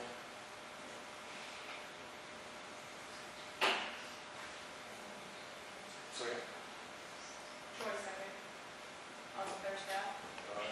Say And what was the subject to be discussed on this? personnel. Non-elected personnel. My apologies. I did not hear you. It was about the chief of police application. Okay, thank you. Yes. Okay. Is there any questions for Adam this evening? I'm still here. I'm hiding. Thanks, Adam. Yep, thank you. Legal, Don? Any questions for Don? New business, old business, Mel? If you guys want to address the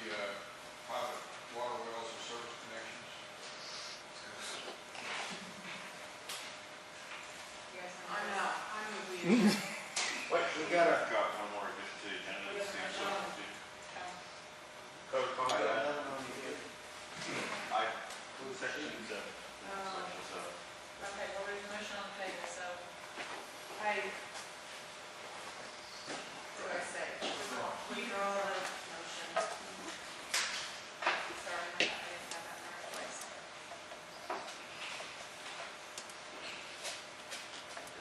Okay, so you want to forget 1 and 2 and go to the code of procedures for the, Well, I wanted to address this with code of procedure right here with section 7, public comment. One of the things on here, you have that last paragraph, all persons wishing to make a public comment at a meeting shall notify the office staff by noon the Friday before a regularly scheduled meeting as to the basic content of the public comment. Any comments not presented to the office prior to the meeting can be ruled by the mayor to be out of order and such person can be ejected from the meeting if there is disturbance. We have up here also, I mean, it seems to me that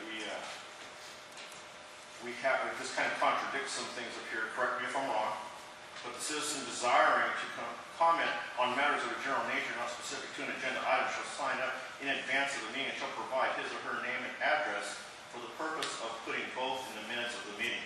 Any public comment taken on specific agenda items shall require the citizen to state his or her name, address, and for the minutes. Now, I think that we need to maybe re-examine this a little bit and maybe I'll just say we need to take it out. This part right here. I don't think it's necessary for it. I mean, if somebody wants to come in and comment, they can comment and give them a specific amount of time during the meeting.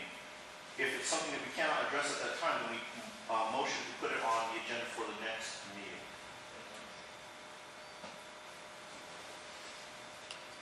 Do you think the mayor has the authority to do that at each meeting? Excuse me? Does the mayor have the authority to do that at each meeting? That's kind of the way it doesn't say that she can't. The way you read it, it sounded open to me, that we could change it per meeting. We would like them to come get. why don't we put it on new business for next meeting? We'll table it till next meeting and go over it then.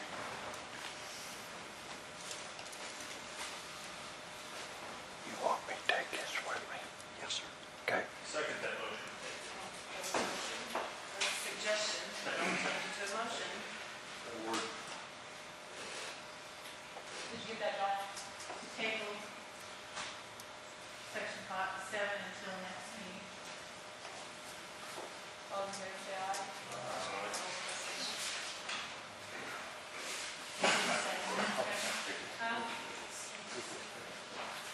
We move to adjourn. Second.